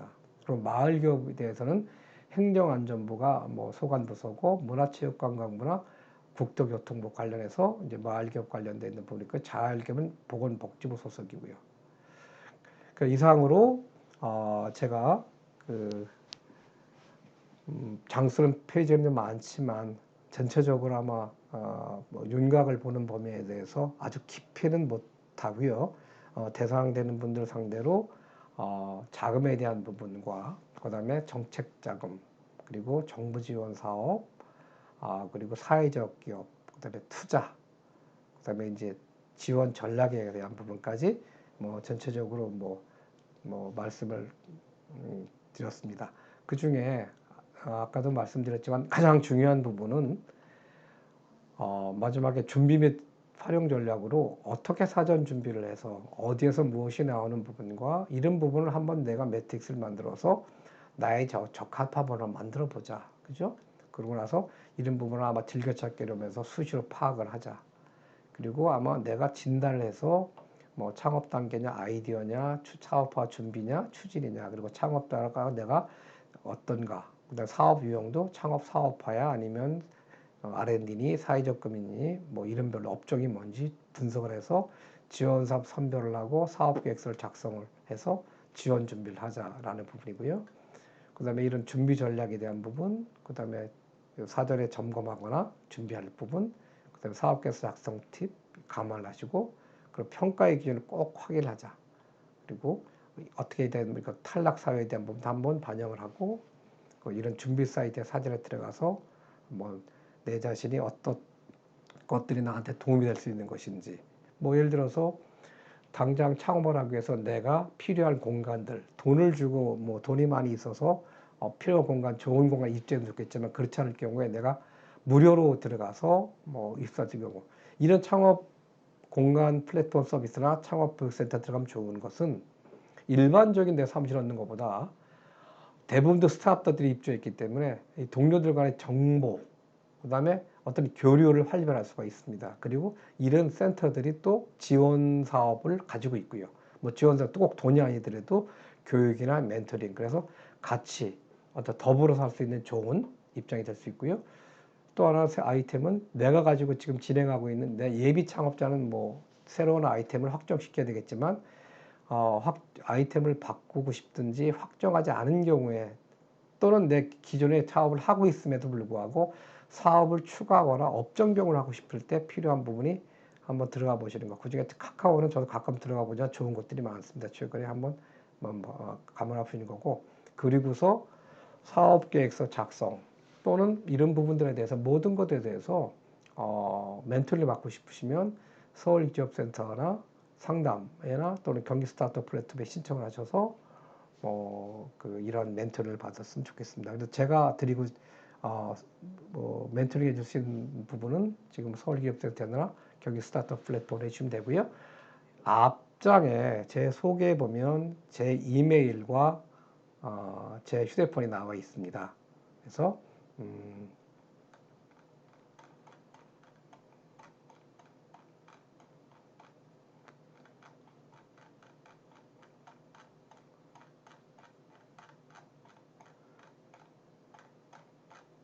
장수가 많아서,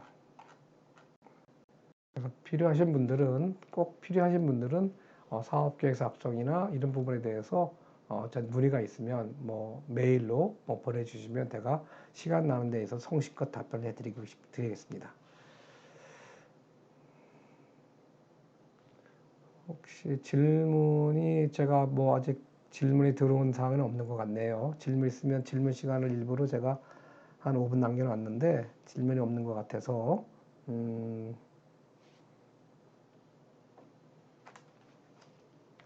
마지막으로 그러면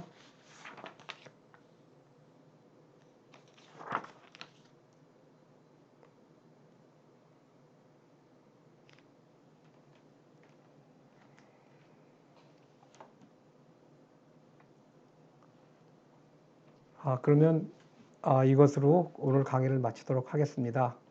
오늘 강의 경청해주셔서 감사드립니다. 안녕히 계세요.